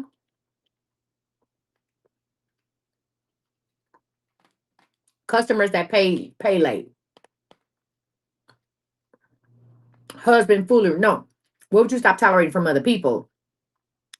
No. So listen, whoa. We're getting too far. Listen, if you are this person, so I asked y'all what version, who are you? If you trusted yourself, who would you be? What I'm asking you now, you don't. So here's the deal: if you trusted yourself, you wouldn't second guess yourself. So I'm not talking about what you tolerate from yourself. I'm talking about what you tolerate from other people. And don't just say BS. Be specific and detailed about what you would stop tolerating. Okay? I would not tolerate green Mike and Nikes anymore. Okay? If I was this world-renowned author, more famous than I am already now, I would not tolerate green Mike and Nikes. The fuck? They're stupid. Okay? Not procrastination, son Angel. The first question was, who would you be if you trusted yourself? And then as that person, remember, money comes after identity. So what I'm trying to get you to do is I'm trying to get you to start thinking as that person. Okay? So as a author and life coach who has listened, who are the authors and life coach who has been on Good Morning America, who is world renowned and has her own late night show on Zeus, I will not tolerate green Mike and Ike's. Okay? I won't. Puff fucking please. That's what I won't tolerate. Hmm? You said I wouldn't tolerate being late all the time. Girl, if you whoever the fuck you want to be, you show up when you want to. What's late if you run the show? What's late if you on your own schedule? I'm never late. I'm right on time. I don't give a damn what this email say. People like, you late. Bitch, I'm not late. I run the show. I'm here when I was supposed to be here. Hmm? Custom creations. You own something. Last minute orders from customers. Pouring into everybody else. Not what you doing. Listen, y'all are not getting it. Oh my God. There's a disconnect. Listen, let me. I want to move on, but I can't. I know you lost. Question number one. Okay. Toss. Time out. Time out. Because y'all still beating yourself up. I'm trying to make y'all hoes make believe. The way that I got to where I am and everything I do, I've been delusional as fuck. Okay? From the first time I got my first cash app answering a question, but I was the baddest. From the first time I answered the first question back in June and got paid for it, I was a coder. I was a millionaire. Please. Huh? I am who I said I was. So let me just scroll. Let me just go back. Let me just fill y'all in. If y'all just now coming in, I'm in this live after this class, and then we'll start a new live for readings. Cause yeah, unless you bought a reading, and then I'm gonna look and see. Listen.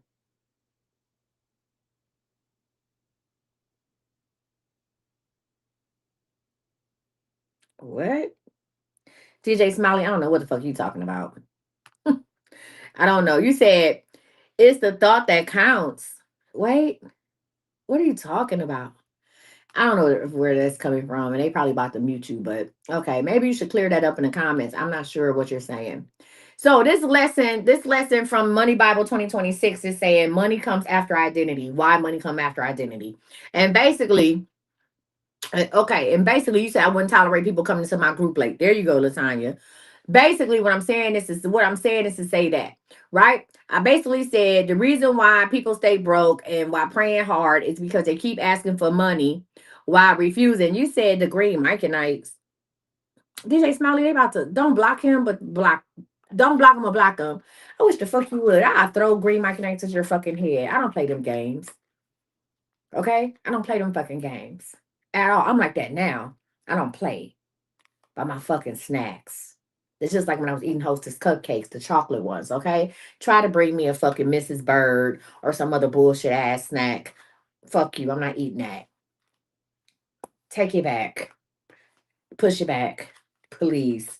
I have standards. Oh, that was a good belch. Thank you. I needed that. All right. So here's the deal. What I said is this money comes after identity, right? Thank you. Listen, you keep asking for money by refusing to become the person who holds it. You won't overflow, but you have survival identity, right? You want abundance, but you're still thinking in scarcity, and you want elevation without evolution. And money doesn't work like that. You cannot pray your way out of an identity you refuse to outgrow. So I told identity precedes income at all times. So when I'm asking y'all a question, I'm saying if you had trusted yourself, if you had became the motherfucker you said you wanted to become, who is that? What does that look like? And so then the second question is this: as that person, wrong. Listen, as that person, this is where I'm going with it. What would you tolerate? So if you want to become a brain surgeon, you don't overthink it. You're not gonna say, "Well, I'm not gonna tolerate overthinking myself." If you want to become a brain surgeon, you're not going to overthink nothing. You wouldn't even think about that. You said you wouldn't tolerate your Mercedes being dirty. Thank you. I'm saying the things that you wouldn't tolerate as the person that you wanted to become. So if I like, okay, so I would never say something bad about myself, because if I trusted myself to become the baddest motherfucker there was, the person that I wanted to be, that means that all of those self-sabotaging ideas are gone. I don't have them no more. So we're not even thinking like that. That's why I'm about to kick the iPad off the damn stand, because I'm like, no, I wouldn't tolerate being late. How can you be late to your own party? Every day is a party for me. How can I be late to my own party? I don't even believe in the construct of time no more. Right? So that's what I'm asking y'all, right? That's what I'm asking you. If you were the person that you always wanted to be, what would you not tolerate from other people? The shit that y'all talking about, that wouldn't even matter, because that is not part of the identity of the person that you want to be. That's you said I wouldn't tolerate eating claws before noon. I love it. I used to not listen. I used to do that. I used to do that. I used to when I first started doing readings. I did not let people. I didn't talk to nobody before noon. I'm not talking about. I'm talking about clients, my mama. Nobody. Nobody could not call me before noon. I would be up at 9 o'clock in the morning, twiddling in my motherfucking toes. But you could not call me before noon. Okay. All right. Thank you, DJ Smiley. You couldn't call me before noon. Absolutely the fuck not. Absolutely not. You cannot call me before noon. I also talked about how two people can be in the same profession, offering the same service.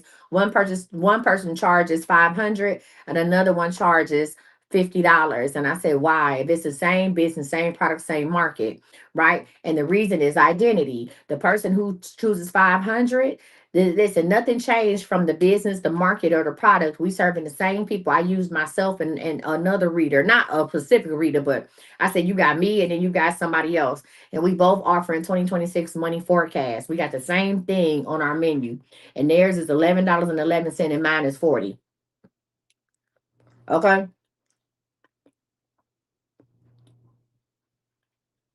So with that being said, why are we charging? Why are we not charging the same thing? Why do I not feel compelled to be like, oh shit, she don't charge 11.11. Let me drop my prices. You know why? Because I believe in who I am when I'm selling it. And me, me charge this. You might charge that. And we might offer, we may have technically the same thing, but we are not the same person. And it all boils down to identity. So if you don't see yourself as worthy of more, you will unconsciously cap yourself every time. Okay. All right. So now let's get back to the question. What would you stop tolerating if you were the person you always wanted to be? What would you stop explaining if you was the person you want to be? Mhm. What would you stop explaining? If you were the person you always want to be, what would you stop explaining?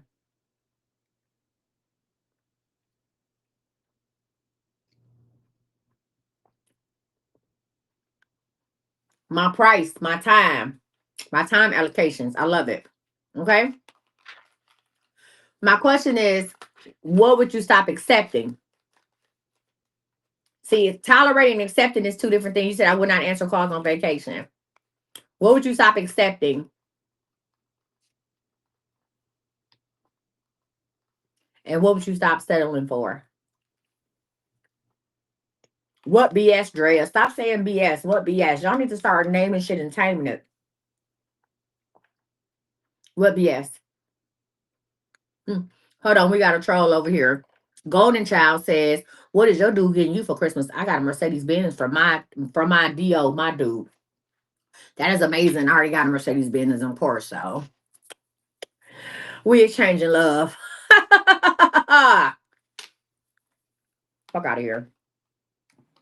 People are weird as fuck. I got a Mercedes Benz for my dude. I already got one, so it's a little driveway's a little cramped over here. I had to troll back. People are fucking weirdos. I had to troll back.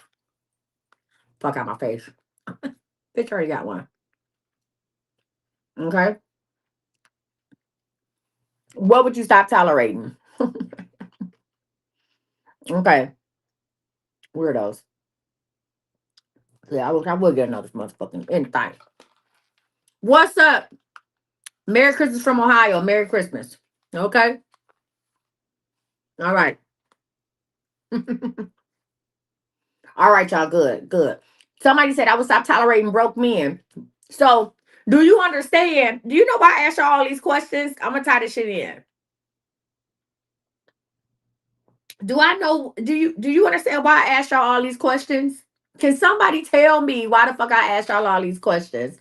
Let's see if somebody. I mean, we didn't been all around the mulberry bush. Why? Why did I ask you all these questions? Somebody tell me. Tell me why. Tell me why I asked you all these questions. You can join the live and tell me why I asked you all these questions because I want to see if anybody gets it. I just told you that identity precedes money to make it real, to motivate you, to think like the person you aim to be, not the you now.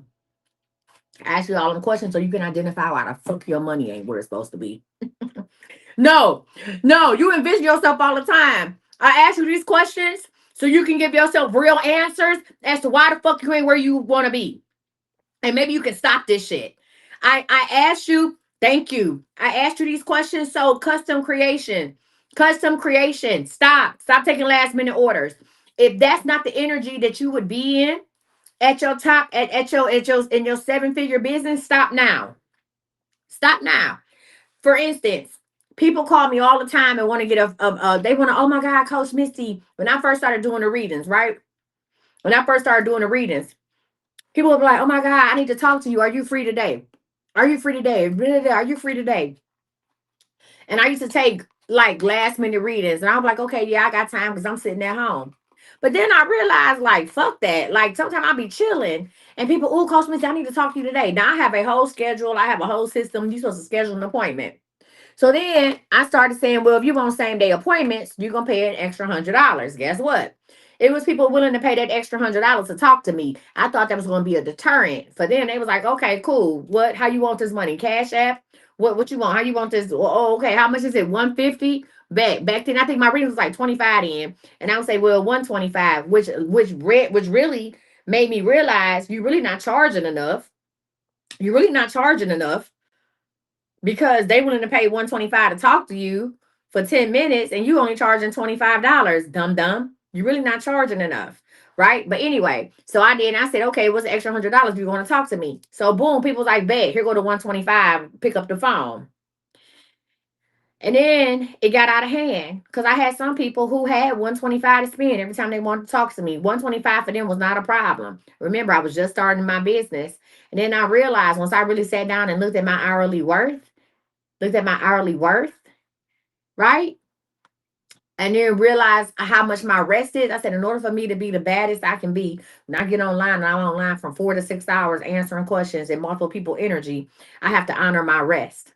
So then I just stopped taking same day appointments. I don't give a fuck how much money you got. I stopped taking same day appointments. Same day appointments are things of the past. I don't do them. And people were like, what you mean you don't do it? You know why? Because back then I realized that the millionaire version of me would not do those same day appointments. The millionaire version of me might be booked out 2, 3, 4 weeks. And it is what it is. And I'm blessed to be people like, oh my God, I'm trying to get an appointment with you. But I went on your calendar and say you're not available to January 20th. And that means I'm good at what the fuck I do. So you either take that or you can come on live. You understand me? Stop taking last minute orders. Stop taking last minute orders. That's bottom of the barrel shit. And I know you're trying to grow your business and you want to do that because here's the deal. People that come to you last minute means that they are disorganized, and disorganized people are not going to refer you. Disorganized people are always going to come. They're going to keep you in that energy. Their money is not going to be stable. Stop doing that shit. Stop doing that shit. Stop. Don't do it. So if the millionaire you wouldn't do it, then let that be you right now. All of the things that you all named, fucking with broke men, right? Whatever it is that you name, letting people advice change your decisions on life. Everything that you named is the reason why you don't have what you have. Because what? Identity precedes income. Identity precedes money, right? You don't listen. You don't wait for money to act different. You act different and money follows. I can hang up now. Y'all be blessed. Stay blessed. I'm gonna say it again. You don't wait for money to act different. You act different and money follows. That's how that works. Start acting like the person that you say you are and watch how the money flows. I'm gonna say this to say that. The reason why I teach this before the year starts is because identity shifts are timed. Listen, identity shifts are timed. This shit. Now you can wake up every day. You can wake up to tomorrow and decide you want to become a new bitch. But there is things about the universe and how nature plays a part in your identity shift. Right? Identity shifts are time. And as always, all my lessons are tied to what? The number Bible. The number Bible. How many people already got their number Bible? How many people already got their number Bible off of Amazon? Since they didn't restricted my live, I can talk about it now. How many people got their number Bible off of Amazon already? If not, go to iamcoachmissy.com, look for this picture and click on the link and you can get it directly from Amazon. The 2026 number Bible is going to show you how identity changes by season and by number. Go ahead and get your book. By season and by number. It tells you when to stretch your identity. It tells you when to stabilize. It tells you when to release. And this book will tell you when to step into leadership. I say this again to say that If you wait until January to get this book, remember this book starts with January. I talk about all of the energy of the numbers and I talk about the energy of 2026 itself. And then I start teaching you about January, right? We start with January 2026, right? Part two is manifesting money in 2026. Do not wait until January to try to get this book in January.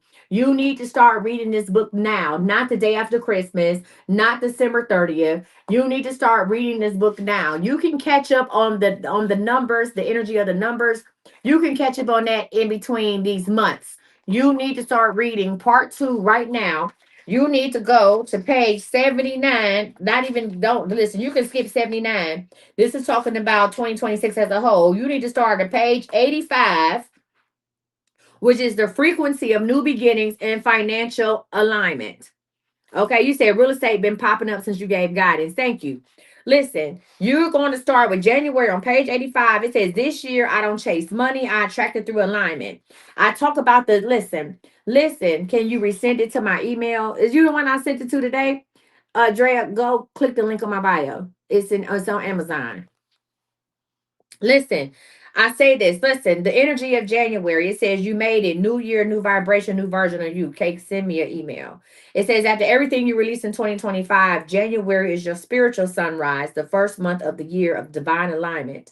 In numerology, January always carries the vibration of one, which is new beginnings, independence, leadership, and manifestation. It is the I am frequency. January 26th carries this I am frequency. This is the moment you stop reacting to life and start listen and start authoring it. When you see the number 111 or 111 this month, that means January, the universe is sending you a simple but powerful message. Command your reality, speak what you seek. Huh? Speak what you seek. If you wait to January 15th to get this book, January 27th, February 1st, is it still an amazing book? Absolutely. Can you get ready for February? Absolutely. However, have you maybe missed a lot of chances to manifest in January? Absolutely. Right? It says that this is your season to set your financial foundation through faith, clarity, and conviction. Right? You are not waiting for opportunities, you are creating them. The 2026 reset. January 2026 is not just another new year, it is the first page of your next financial story. And this chapter will not be written in struggle, it will be written in strategy and spirit. The energy of this month. Ask you, girl, I ain't got time to do no audiobook, to be honest with you. I'm gonna have to get uber rich to sit and do audiobooks. Shit. I did do one audiobook and I had the people cleaning up. But to read this big bad motherfucker, absolutely not. Now, I can't do audiobook. I'm lying like a hoe. But what I can do is read some of the pages and do TikTok videos about them, right? So here's the deal. It says, listen, the energy of this month asks you to get clear about what you truly want, not what you think you should want. So in January 2026, you need to get clear about what you truly want. Don't be afraid to say that shit. Just fucking say it. Not about what you think you should want. Also, you need to set financial intentions that feel aligned with peace and not pressure. You need to step into leadership over your life, your business, and your money. Manifestation without management is just daydreaming. I'm going to say this again. Manifestation without management is just daydreaming. And January says you got the power. Now make the plan. I give you the money message of January. I give you the spiritual lesson of one, right? I give you the self reflection. I have the ritual in here for January. I do a numerology forecast when it comes to personal growth. This month invites you to step into spiritual authority. The universe is watching to see if you finally believe your own magic. When it comes to love and relationships in January, you need to focus on self love and emotional honesty. Don't carry old expectations into new connections. When it comes to business and career, this is the perfect time to relaunch, or renegotiate. The doors that closed in 2025 were protection, not rejection. When it comes to finances, expect small wins first. A refund, a new client, or an idea that leads to money later. They are divine previews and not coincidences. And your spiritual message for January is speak as if it's already secured. I have affirmations. Practical manifestation strategies. I teach you how to create your 2026 money map. That's another reason why you need to get the book before January 1, because I want you to have your money map already in place. We are not bringing old money habits into 2026. I also teach you how to audit your accounts. You're going to start printing with your December 2025 statements, right? And you're going to highlight all of the leaks, emotional and financial. If you know you went on a rampage, you ate out all the time because you and your boyfriend broke up or your marriage ain't shit, and you see where you had started eating out, that's a leak. Highlight that shit, right? And cancel what doesn't serve you. We also talk about how to automate abundance, right? How to set up automatic transfers for savings or tithing, because automation equals alignment, and how to choose a word for the year and speak daily declarations. Listen, all of that is in there. Everything is in here. Everything. And it actually ends with the money blessing prayer, right? A money blessing prayer. So maybe y'all be like, well, I be trying to talk to God, but I don't know what to say. Repeat after me. God, thank you. God, thank you for giving me another year to build, believe, and become. I release every limit that kept me small and every lie that said I couldn't have more. I declare that this January marks the start of divine alignment. I walk in clarity, courage, and confidence. Money follows my mission, and miracles follow my movement. I am open to overflow, ready for elevation, and walking in expectation. Bless every transaction, conversation, and connection with favor. Let 2026 be the year I stop surviving and start circulating. Amen. So listen, even if you don't know what to say, how to say it, listen, if you listen, you're going to answer questions in January. How does my most abundant, I asked you in January, how does my most abundant self think, act, and feel? What does alignment look like in my business or my career? I'm trying to get y'all hoes together. Go on and get it. Go to imcoachmissy.com. Listen, listen, go to imcoachmissy.com. All you got to do is the third one. Boom. The third one right here. Bada boom, bada bing. Click on it, order your book. That's it. That's all. Listen, I'm telling you, if you wait until January, you will repeat old patterns with the new calendar, and we are not doing that. That's not growth. That is recycling. So what I want to tell you before, and I'm out. If y'all want to do some free coaching and you're a super fan, go ahead and join the live. What I want to tell you is this. I need you to get your copy of the 2026 number Bible before January 1 so you can enter your year aligned, clear, and positioned for overflow. As always, the link is in my link tree or visit iamcoachmissy.com. All right. Now, listen, I do one of these money Bible classes every day. So, tomorrow, we're going to talk about how, well, later on today, because it's already tomorrow, how unfinished business blocks overflow. We're going to talk about how unfinished business blocks overflow. Yeah. Unfinished business. Unfinished business. How unfinished business blocks overflow. Yeah. Yeah, because guess what? Unfinished business don't disappear. All right, y'all. Listen, if you are a super fan and you would like to get free coaching on whatever, it could be love, health, self, or wealth, join the live. If you bought a reading, join the live. Let's get it. Let's go. If you bought a reading, join the live. I think I need. Listen, unfinished business blocks overflow. So, y'all, we already did. I did Unblock Your Blessings early this morning. We did the Psychology of Winning, and we did this one. All right, Season Crew. Hey, you say my daughter says she is home. Good. Good. Is she still dealing with the guy?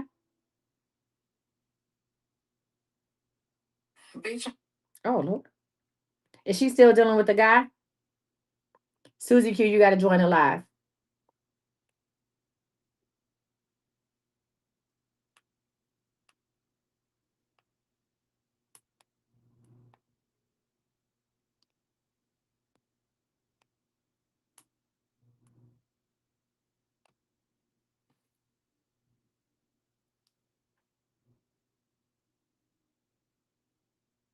I'm not on WhatsApp, Angela. So if somebody, okay, oh, let me make that announcement. Y'all, I'm not on WhatsApp. I'm not on WhatsApp. The only way that you can find me is on imcoachmissy.com. If anybody comes in your inbox, that's not me. Only way you can book me is imcoachmissy.com. I'm not on WhatsApp or anything like that. Absolutely not. So if you have somebody in your inbox, listen, listen, did she still with the man? I just sent it, Susie Q. Is she still with the man?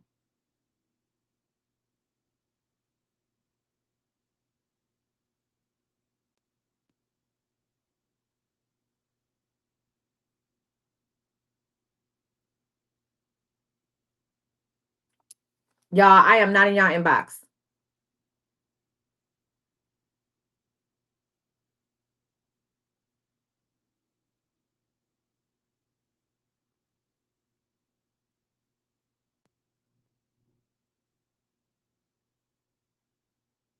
Regina, I'm not coaching nobody on weight loss.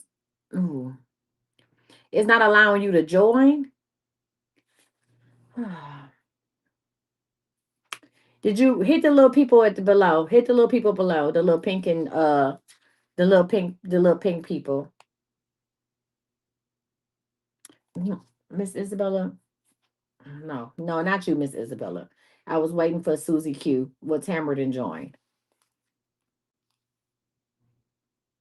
What's up, Buttercup? Hey. Hey, what's going on? Uh, well, I just hate to tell you a confirmation Oh, okay. Hold for on. numbers. You got number confirmation. Before we go any further, Miss Isabella, I want you all to still reach out. If she's still with that man, I still want you to reach out. If she's still with that man, let me say this to say that if she's still with that man, she's not there to stay, or she needs to come and stay with you. If she stays with her mother, she will not be there long. And have you talked to her?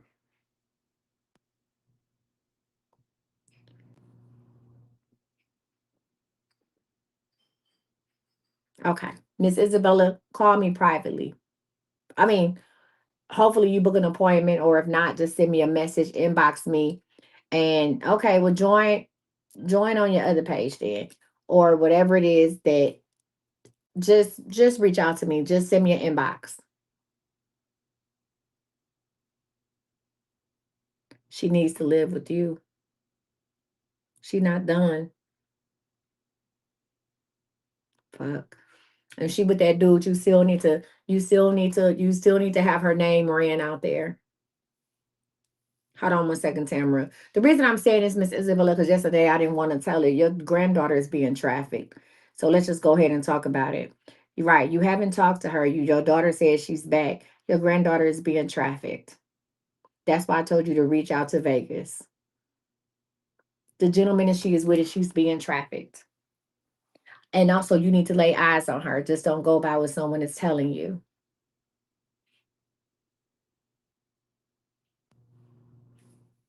If my granddaughter had been missing since May and it's December, and somebody said that she was back home, I don't care if I had to go sit outside the house. I would want to sit outside the house. You're going to have to show where she at. I need to hear her voice. Right. So you still haven't seen her.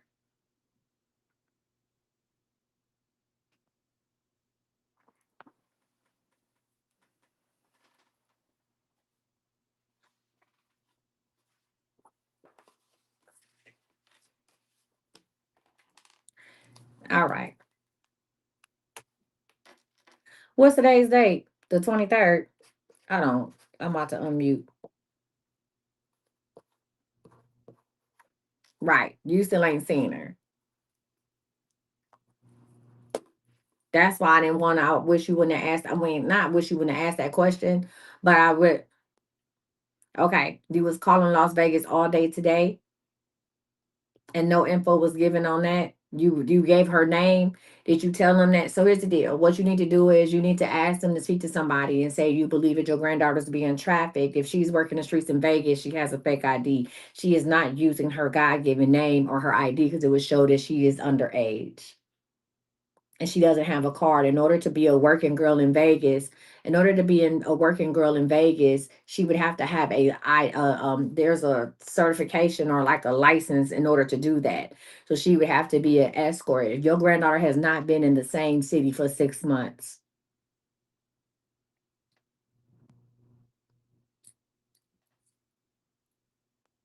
So Okay, Miss Isabella, if your daughter is 5 minutes away from you, won't you go over your daughter's house and find out for sure? And we'll be praying for you. All right. You ready, Tamara? Let's go. What's up?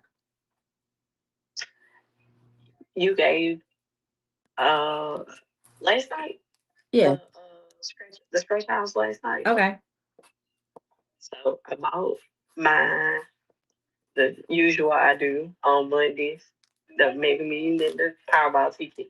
Okay. And then I bought the four scratch off numbers you said from one store, and I got $5 off of one ticket. Mm-hmm. So I waited until I got off, and I was like, I'm gonna stop in another store and see just the difference in the ticket. Oh, okay, like the ticket number. Because there's 347 over here. There's another store, 347 might be something else. Yeah. Yeah, it was different. So it was different, the different kind of tickets at the other store. And so I stopped at the other store and I got that ticket and I got that set of ticket and I wound up getting $20 off of that set of ticket. And two of my customers gave me money today. Well, praise God to whom our blessings flow. How much you get from the customers? Altogether was $45. Cardinal. 22. So customers be giving out money. Cardinal. Do your customers give you money for the holidays? They don't give you gifts for the holidays? Oh, now it's every now and then. I'll be on that route tomorrow. No worries. I'll be on that route tomorrow. Thank you, collecting for the both of us. Thank you. He said no, then he said, well, it all depends. I'll be on that route tomorrow. Hello, how are you? Happy Hanukkah. Feliz Navidad. Prosperos años. I know you fucking lying. All right, So friend. Uh-huh. From Thursday, when me and you talked up until today, I'd have had I received about 12 gifts from customers on the route. 12 gifts. Yeah. Oh yeah. Some of it was money, some of it was gift cards. Oh yeah. And then I know they be lady giving out bought me corn. this- Yeah. Yeah. He delivered like kind of like some predominantly Hispanic spot too, right?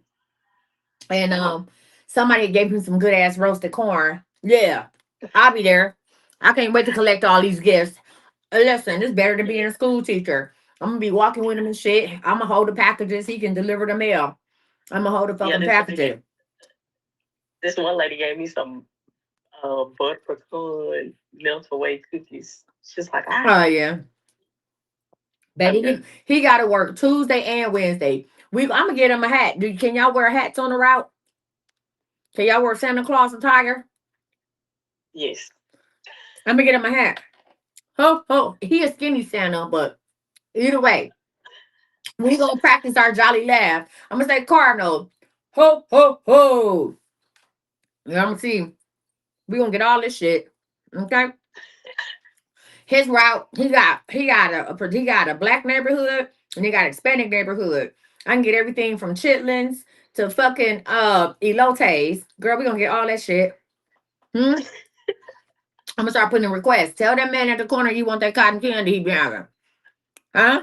And I like the pink one, not the blue. Oh yeah. Congratulations on that. You winning. All right, what you want to know? Just some numbers for this week. Bitch. 3, 7, and 2. Scratch offs only. 372. You want to pay 372 straight? That's fine. In box with 372 scratch offs only. Decide how you want to do with that. Listen, I need you guys said pick one set of numbers to play for the Mega Millions and the Powerball. Don't switch them up. Just one set.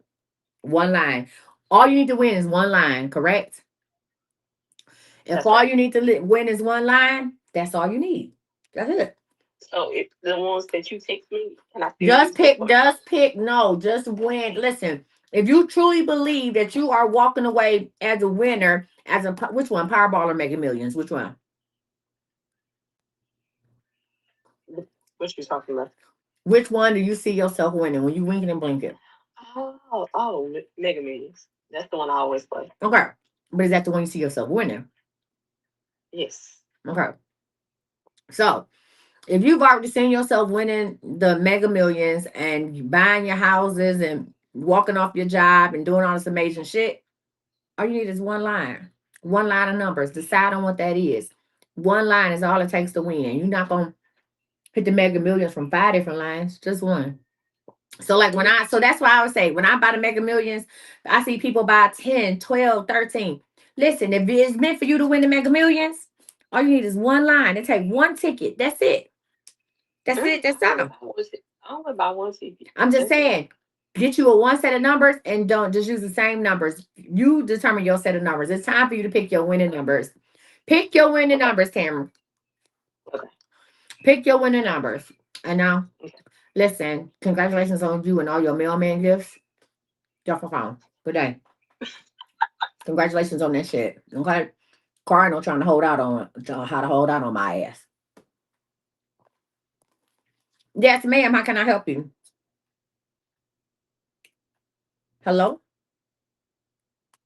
Hello? Hello? Hello? Hi, you on Coach Misty. How can I help you? Hello? Hi, can you hear me? How are you? I'm good. How are you? I'm doing great. Okay, which reading did you pick today? The 90 days. All right, let's get into it. Have you ever had a 90-day with me before? No, my first time with you. This your first day on my live, period? Yeah, first time with you doing a reading. You never watched me before? Yesterday was the first time I watched Okay, you watched me yesterday. Okay, I'm gonna say, oh my God, she's pure. All right, but if you watched me yesterday, you know I cut up, so now I ain't playing. Or am I? Would you like me to start from December 23rd, or would you like me to start from January 1? from January. Let's get into it.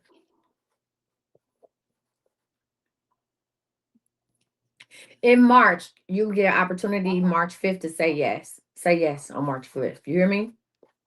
Okay. Say yes. Don't overthink it. Just say yes on March 5th. All right. In January, there's some moving and grooving that has to happen. There are some wheels or some gears that's turning, right? So these are gears when it comes related to money and business. Like the idea is there. The idea is there. The passion is there. It's just shit is a little squeaky. It's a little rusty. Right? So your gears are going to start turning on January 11th through the 17th. Okay, you're going to, it's like spring into action with all of these thoughts and ideas. God said, write everything down. It doesn't have to be in complete sentences. When it comes to you, write it down. You need to pull somebody else in to help you with organization. This person is not going to be a business partner or have any stake in your business. They're just really good at organizing information and they actually believe in supporting you. It's a female. And you are going to turn these ideas or this process into a full-fledged business later on in the summertime. But the 11th through the 17th is when the wheels start turning, and it's time to whatever. If you want to do some more research or read a book, God said don't spend a whole lot of time doing this research. Like don't take a whole nother month to research what it is that you already know how to do, but just kind of brush up on it to just grease those wheels. In February, there's going to be a lot of stop and go, stop and go, and then at the end of February, you're going to stay and get still. Stop and go meaning giving to people and then retreating from people, giving and then retreating, right? And it's some of the stop and go is actually going to be physical too with the stop and go, right? It was like, okay, well, I might show up for you this week, but then now the following week, I need to be to myself and by myself and for myself. And there's nothing wrong with that. That's not isolating yourself because you are antisocial or insecure. You're isolating yourself to conserve your own energy. All right. So February is going to be stop and go. Well, you can ask me a question or two. What you want to know? About love life. What about your love life? Make sure it's a specific and detailed question. What about it?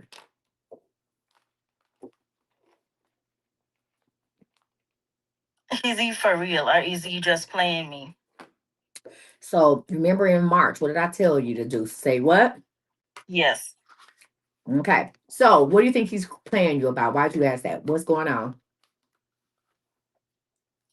Because there is should be a marriage on the table, but I was kind of. Jesus.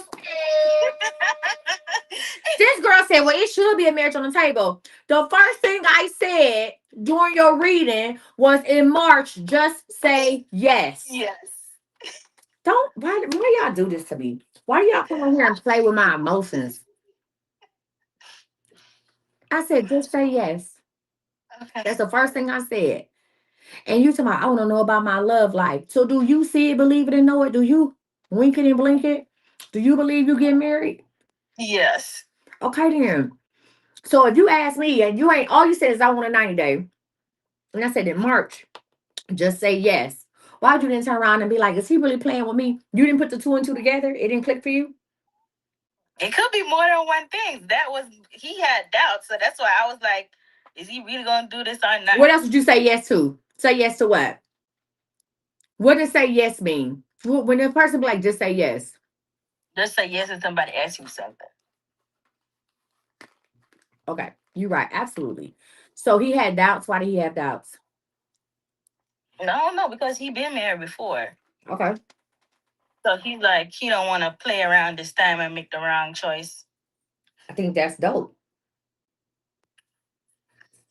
That's not having doubts. That's saying, hey, I want to be certain. I don't want to go through what I went through before. And I don't want to play with you. So I'm not going to put it out there on the table until I know I'm ready. That's good shit. You have to respect that. How long y'all been together? A year. Yeah, that's a decent time. I mean, it's not like y'all been together for 10 years or something like that. Y'all been together for a year. How long was he married before? About 7 years. Okay, that's valid. Y'all been together for a year. When did you know you wanted to marry him, or when did you start talking about marriage? We started talking about marriage like the day after I met him a year ago, and it was kind of unexpected too. I was going through a bad situation. Then I decided to go out on a date by myself, and I ran into him. Okay, so he started talking about marriage. You ran into him. Boom. All right. Where is Zion ass at? Hold on one second. It say address unavailable. Where is his black ass at? Hold on. I'm looking to see where my son at. Is he still at work? Or is he somewhere at a goddamn bar? This looks like a bar to me. And now he's talking about marriage and what? Marriage and settling down. And it's been a year Yeah. and he ready. And that's it. He is serious and genuine. I told her to say yes. The man, first of all, and, oh God, is this thing going? I think God is telling me to go to sleep tonight. Is this thing going? It is going. He is serious, but there's always been interference from his ex. How's she interfering? Like trying to get him to come back to her. She would threaten him like she's gonna have him arrested. Stuff like that if he Is doesn't he come illegal? back. Is he illegal? Yeah. No, he's not illegal. Okay, well, how's she gonna have him He arrested? does- He has money, so people with money will try to do stuff to make you come back to them. Who has money? He got money? He has money. He has money. No, she has money. She got money. Right. And now she want him back. Mm-hmm. After he didn't got with you. Right. She tried to tear it apart. She found my number in his old call log, found my address, everything. Like she was talking for a while. Okay, and what she say to you? She tried to she told me a lot of lies about him. Why did you listen? Because I've been through abuse before, so I didn't know what to expect, and I had just met him. Okay, so what's your situation with her now? Distance, block her, move on. And what is his situation with her now? He's not answering her at all. So do they have any kids together?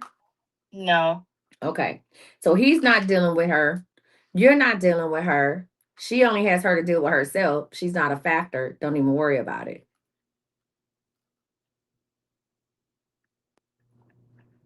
Hello? No, I'm serious. Here's the deal.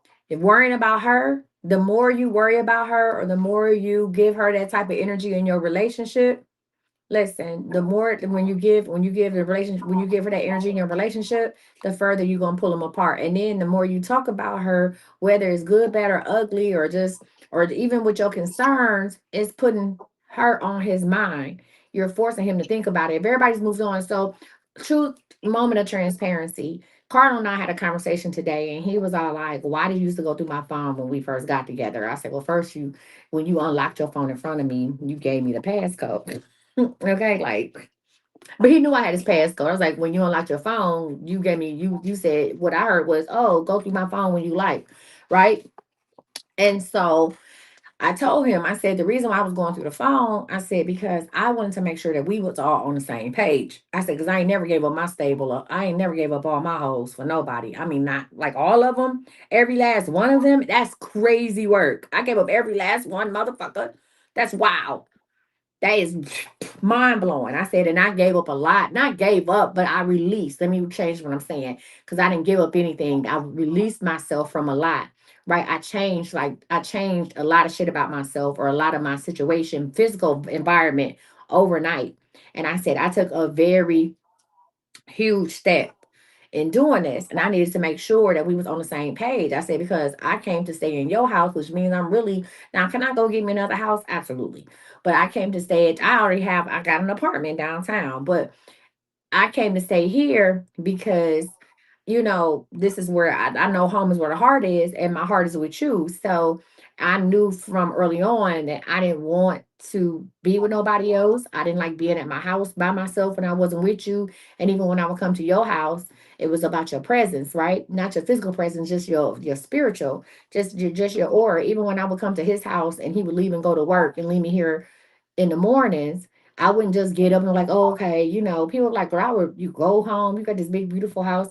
I would still want to be here, just be in the presence. Like he wasn't even here, but I was just so comfortable here that when he said something about me, moving or changing my zip code is how he put it.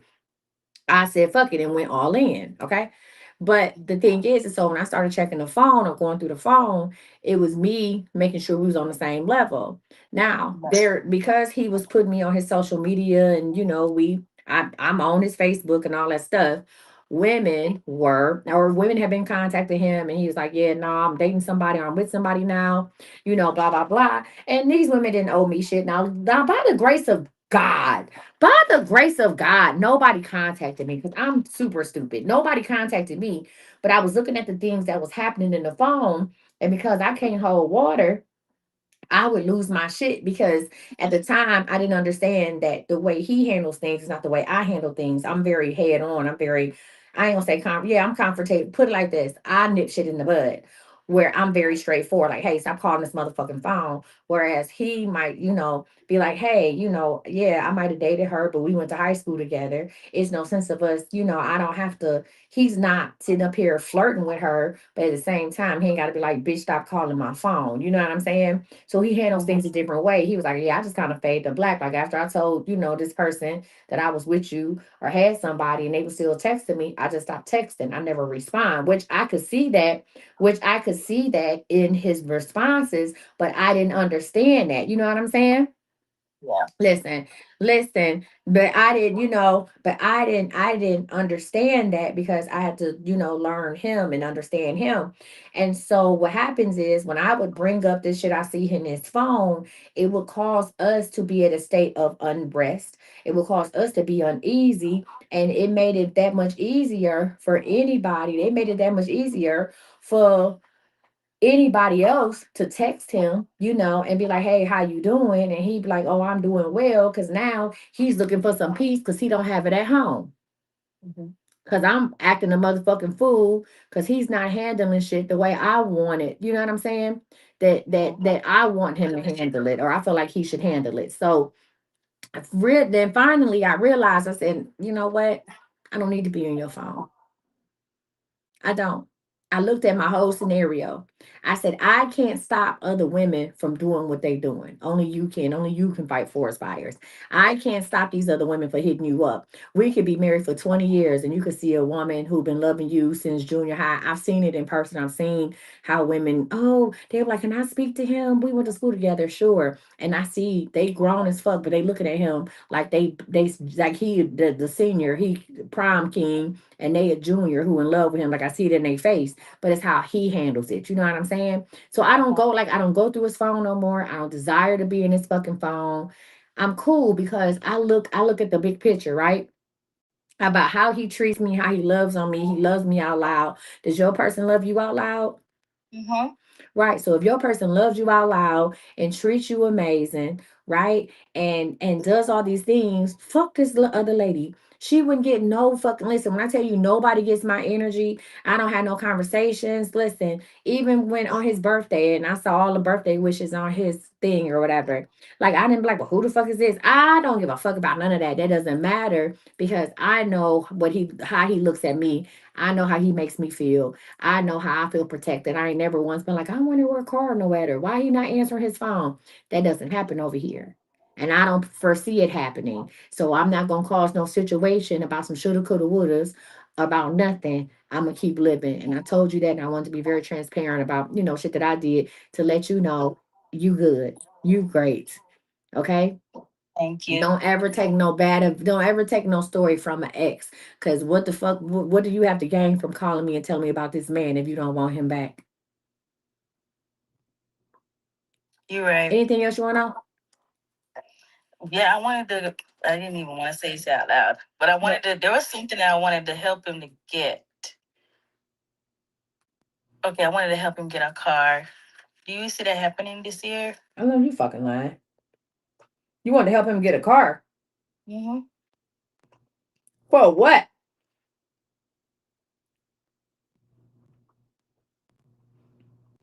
Hello? Is this thing on? What do you mean help him get a car? Why can't he get his own car? Okay, so let him get his own car then. Yeah, why what? Why? Why can't he get his own car? That was just my gift to him. Girl, who you got money too? No. Oh, you might want to let him go back to old girl. Says you might want to call her back. Talking about that was my gift to him. If you listen, if you ain't got money, I ain't saying don't help a man, but listen, if you got to think about anything you want to do for anybody, you don't listen. If you got to ask another motherfucker's opinion, like, do you think I should help him get a car? It's a no. Because here's the deal. If you had it to give like that to where it didn't matter whether or not y'all stayed together today, tomorrow, or another 5 years or the rest of your life, it would be done. It would be done already.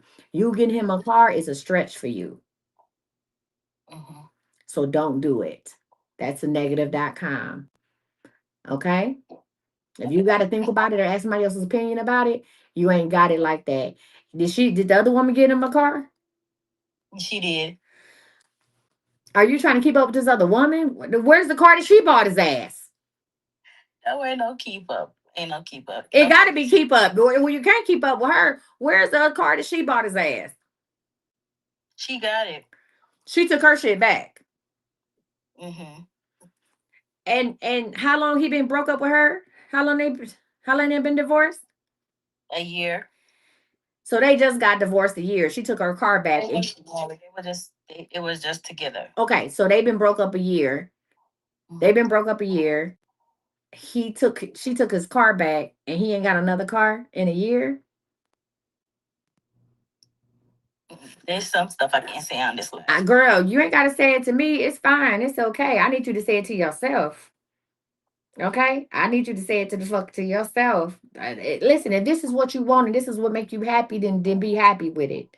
But understand that this is somebody that you're gonna have to help take care of the rest of your life. So that's just who he is. He might be loving and sweet and gentle and kind and all that shit, but girl, I'm about to go. You might need some coaching. Don't get no more readings. Okay, come to a bad bitch class.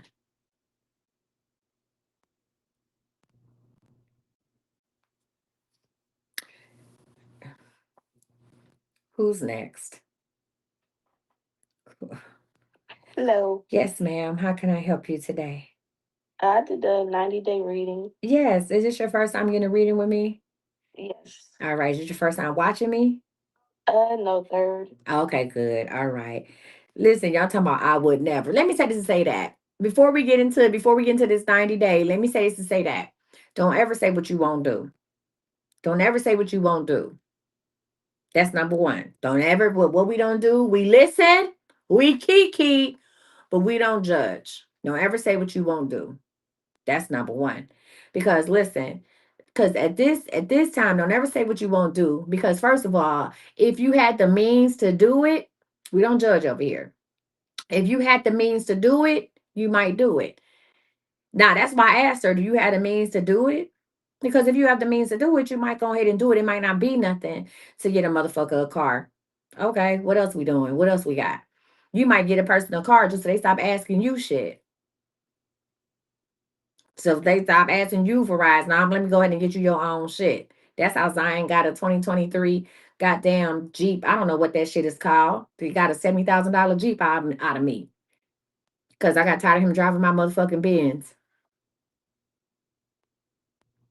So I was like, yeah, no, I'm tired of you driving my car. I want to drive my car sometime. That was the craziest shit. I have other cars. I want to be able to drive my Benz sometimes. Okay. I got tired of seeing my Benz at the 7-Eleven. Oh, hell no. You didn't pull up at the 7-Eleven. You and my shit. You and your dog? Absolutely not. And I went to go buy him a Beamer. I was going to buy him a little Beamer. And I saw the Jeep. And I was like, oh, that looks fun. And I got it. So don't ever say what you won't do. And you're like, but that's your son. That's different. It don't matter.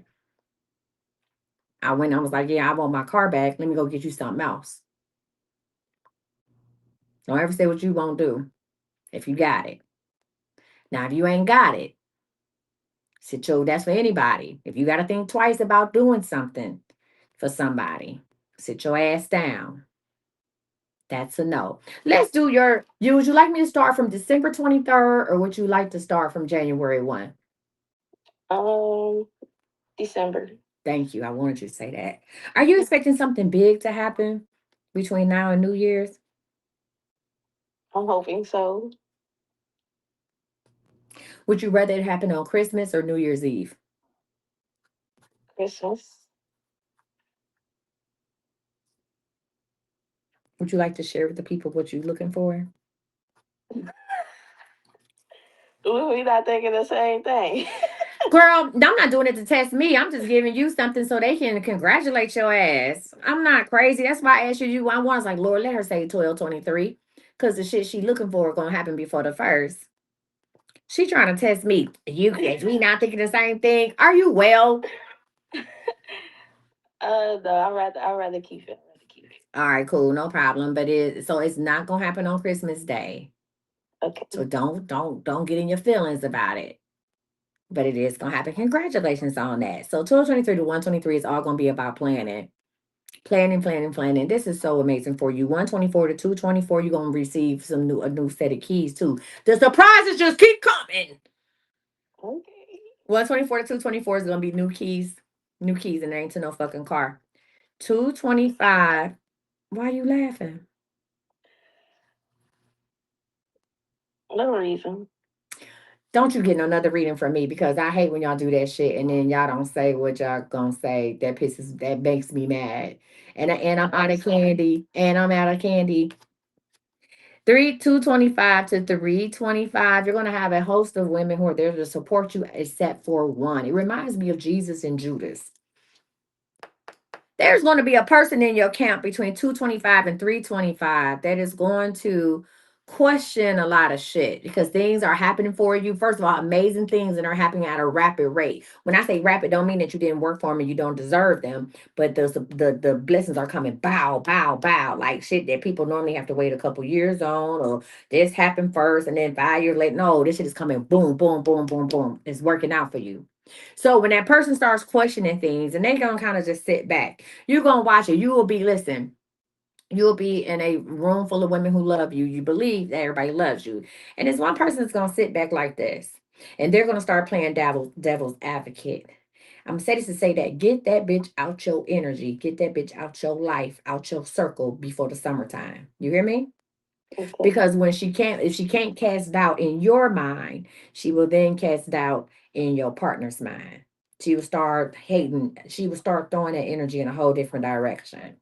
Get her the fuck up out of there. She's gonna sit back like this and going to ask the question, well, what da da da da? Absolutely the fuck not. Enjoy your shit, enjoy your bliss. You got 2 questions. What you want to know? Um, will my son blame me for his biological father not being present? No. How old is your son? He's 2. No, no, no. Absolutely not.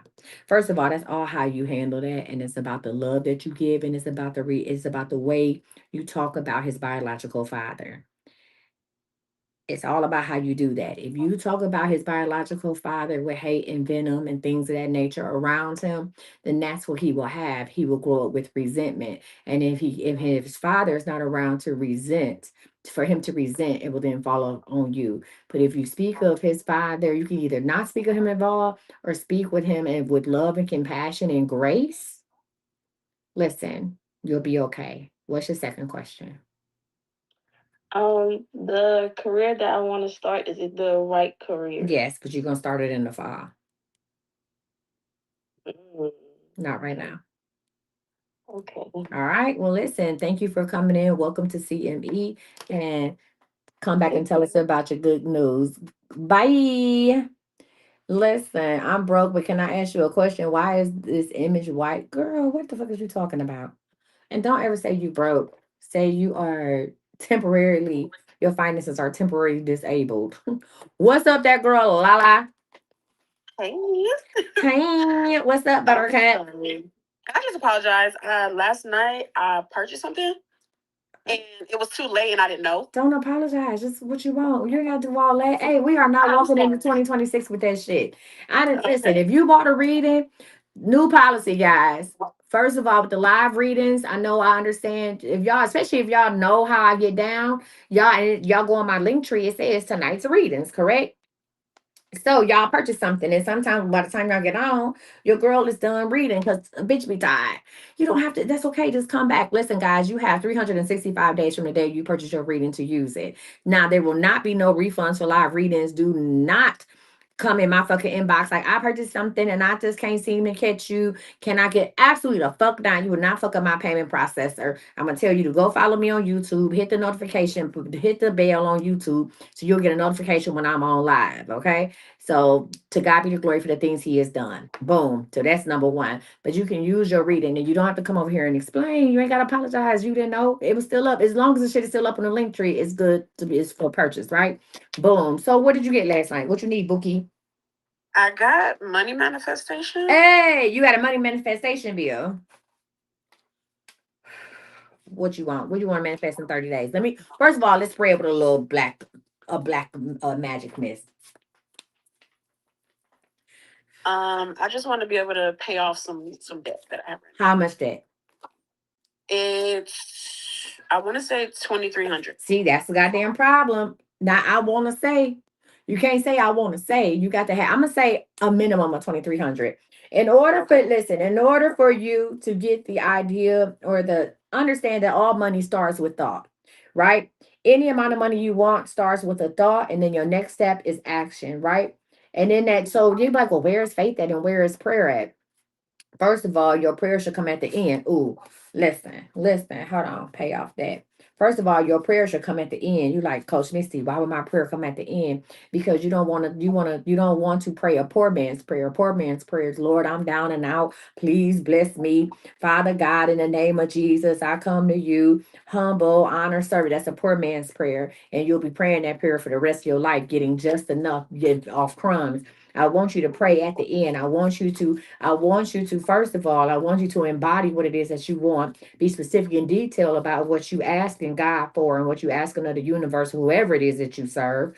And then I want you to go ahead. Once you can say the specific and detailed amount, I then want you to go ahead and do what?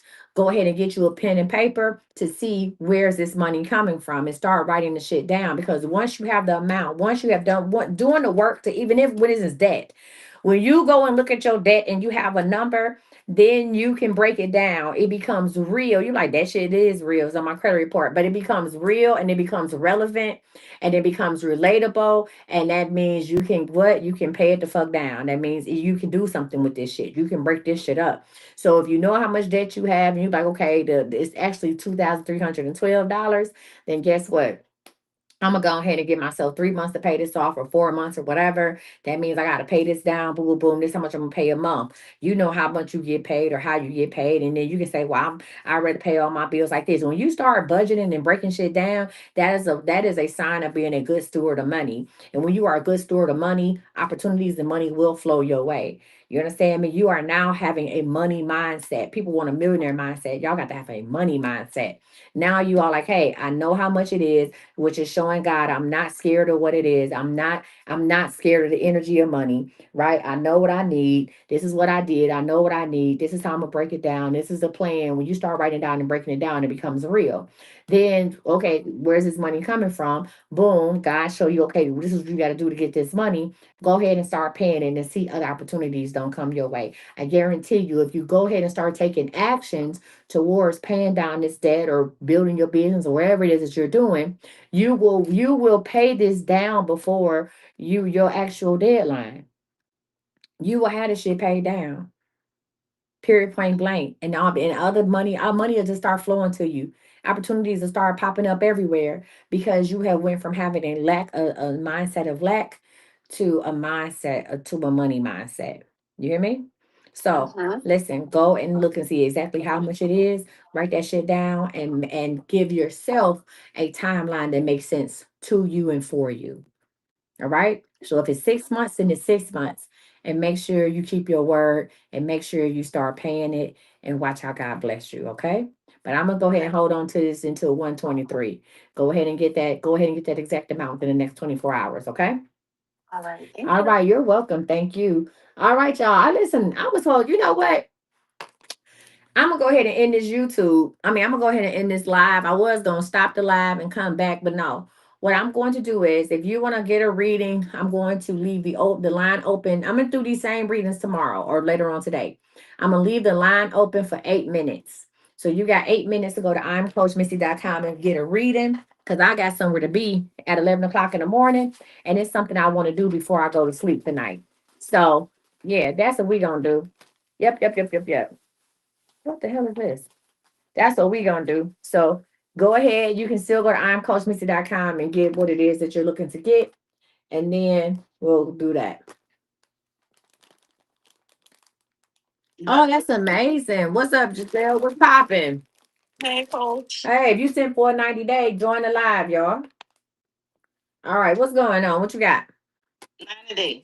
Didn't we do a 90-day already? It's on the 30th day of December. You know what? Well, I done done a million things. You know. I paid 20 the other day. I ain't getting that. I don't know. Let's just do something. No, let's not do nothing. What you want a 90-day? What questions do you want to ask? Just run me down. So what you need a reading for? I just want to hear what's going on. Ain't shit going on, but what the fuck you make going on? No, I got some people like you who do this shit. Ask about me. Huh? My son keeps saying, ask about me. No. Yes, come on. Where's your son at? Yeah. Get your son on the phone. All right, yeah, he wants to talk. Okay. All right, now let's go on. Hello? How you doing? I'm good. How you doing? Now let's do this. What you want to know, huh? So it's Capricorn season. I just want to know, like, how's my New Year's gonna go? Let's talk about your New Year's. First of all, how old are you? 23. Oh, you grown. Tell your mama to move out the way. Tell your mama going in the room. No, let's talk about this. Now, here's the deal. For New Year's, I want to say this. I do see you going out with a group of friends. Now, the friend group is going to be so what's the deal? The friend group is only supposed to be like 3 to 5 people, but other people going to bring somebody else. And that's okay. And y'all going to have a good time. But I need you to get the fuck out of Dodge before 1 a.m. All right. Okay? It's going to be some bullshit that happened close to where y'all at. Where you going is safe. But I need you to get the fuck out of Dodge at 1 o'clock by 1 a.m. Tell them, hey, good luck. Y'all can start early and do whatever it is you want to do. You can come back out on the first and do something during the day, all that good stuff. What else you want to know about what your New Year's is gonna be fine? What else? Oh, I got a question. Do you got two people that like you? do I? I mean, I'm in a little situationship right now. Yeah, let's get him. Take me through that. Take me through that. I don't know. I might do got somebody else that like me. Okay, you're in a situationship now. Right. Okay, you are. However, let me ask you a question. What's stopping you from being in a relationship with this person? I mean, I'm in a relationship where still it's just we be constantly going back and forth, as in like breaking up, getting So let back me ask you a question. If you had somebody who was a little square, in. but very like very calm demeanor, very about their business, may not be on your up to your speed, but like put like this, she ain't your mama, but Right. she's very calm and laid back and keep out the way and she got her head on straight. Would you lead this drama queen along? Oh, how she know you should? Yes, I will. You would? 'Cause yes, I will. Now you know the drama queen ain't gonna leave you alone. God, I see it now. you say that, huh? Yeah. She not. Mm-mm. She gonna cut up at least if you leave her alone. I'm gonna say this: if you want to leave her alone, you gotta cut the shit off by January 5th. Oh Lord. January 5th. Why you say that? By January 5th. Anything else gonna have to be hard to shake her ass. You can't shake her on Christmas.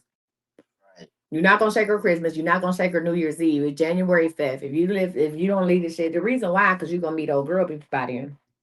All right. Mm-hmm. Just say I'll be the same. I'll be the same way. I'll be the same way. All right. What else you want to know? Anything about money? Yeah,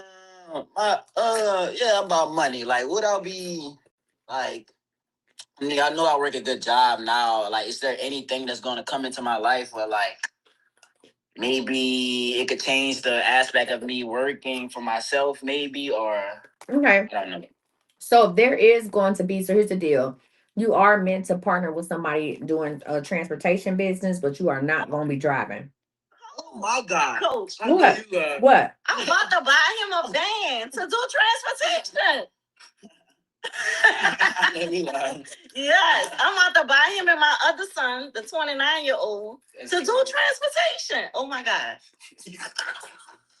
All right, so how that's gonna be? How that's gonna be? How that's gonna be? That's going to be good. He needs to do more of the marketing and stuff. The other one can drive. Or I can hire somebody to drive, but he needs to be more the one like getting contracts and meeting with people and stuff. Okay. Okay. Cool. Yeah. like more to All open right. and talk to Okay. people. All right, Coach. Yeah, he needs to do that. Yeah. So like I said, that's gonna be work well. That's gonna work well for them. Y'all have 3 vans within 2 years. Oh wow. Okay. Yep. You ever thought about getting an Amazon contract? No, we could though. Yeah. I mean, we could. Get one at the end of 2026. All right. Anything else before I hang up? That's it. Boom. Talk to you like this week. That's right. That's it. Bam. January 5th. Let that whole go. Bam. All right. Take me through there. Take me through there. I love it. What's up, Buttercup? What you got? Hi, I got the 90-day. All right, cool. Let's get into it. All right. I might have no crop attacks in a while. Mm. Do you want to start from 12/23 or January 1? January 1. Cool. I ain't see shit really popping. Nothing different for this last week anyway. All right. Cool. I kind of updated it, so I said January.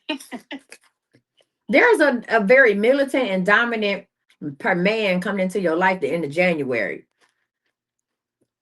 Okay. Maybe a little bit too much. I mean, they may be a little bit too much. You know what I'm saying? I mean, I just started talking to somebody. Are they militant and dominant? I don't know if they're Absolutely not. No, this motherfucker is not playing. At the end of January, you meet this person out somewhere, but it's not like we met on a dating site or he think I'm cute. It's gonna be in the middle of some type of discourse. I don't know. It's gonna be you and him are not into an argument, but there's some type of foolishness that's happening in the environment that you are in, and he is going to step up and say something, you're gonna say he do not play no games. And then when I look at him, I think of Goliath. Wow. Oh wait, not too much. I forgot what the Oh, fuck I wow. was. I'm here recording. Not too much. Okay. I go in the room corner and be like Goliath, huh? Goliath. That's what we're doing. Oh He gives me man. Goliath, but he do not play no fucking games. Um, After everything is calmed down and things are settled, he will check on your well-being, and that's gonna be something to turn you on a little bit. He's gonna make sure, like, hey, are you good? Are you all right? You know what I'm saying? Do you need me to walk you to your car or whatever, whatever? The protector mode, and that's gonna make you a little bit. Oh my God. Why you say that? Because I just started talking to this guy and I'm really into him. Okay, shit happens, Oh, huh? okay. Okay. I mean, listen, I shit happens. Now, here's the great thing about free will. You can do whatever the fuck you want to do. You hear me? This is true. You can do whatever Yes. you want to do. This situation can happen. You can be like, you know what? I really like this guy. I know what Coach Misty said this was going to happen. I don't have to take this any further. Yep, it happened. And I'm still going to stick with the guy. I never said the guy for you wasn't bad. I'm just telling you what's happening because I always tell people, what would you do if you knew what was coming? Right. Right. Okay. So now this is up to you to go ahead and make that decision. Uh, Mhm. do you want to, you know, Right. stay, when it happens, stay in the situation you in. And that's cool too. You know what I'm saying? Or Right. do you want this motherfucker that make your shit melt? You just purchased a read. Lovely lie, join the goddamn lie. Hold on one second.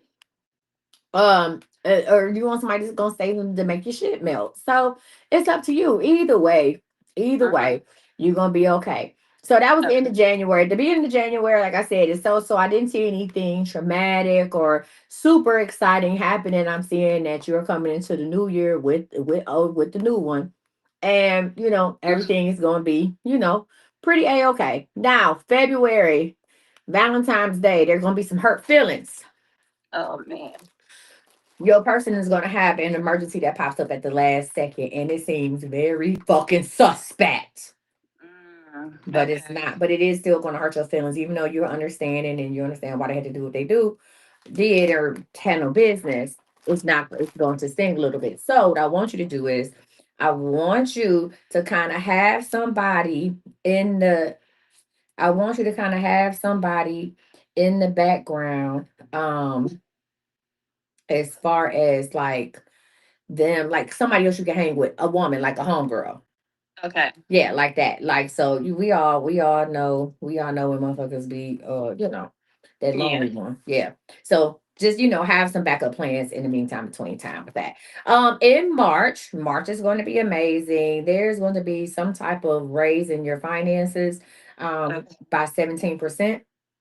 Okay. So with that being said, make sure and you're gonna have some time, like you're gonna have like a 3-day weekend in March for whatever reason. Make sure you do something fun. I'm gonna tell you this, your next 90 days are gonna be very fun. You're going to be, listen, somebody said you can cook, can't you? I hate people be like, oh, her arms is big, she can cook.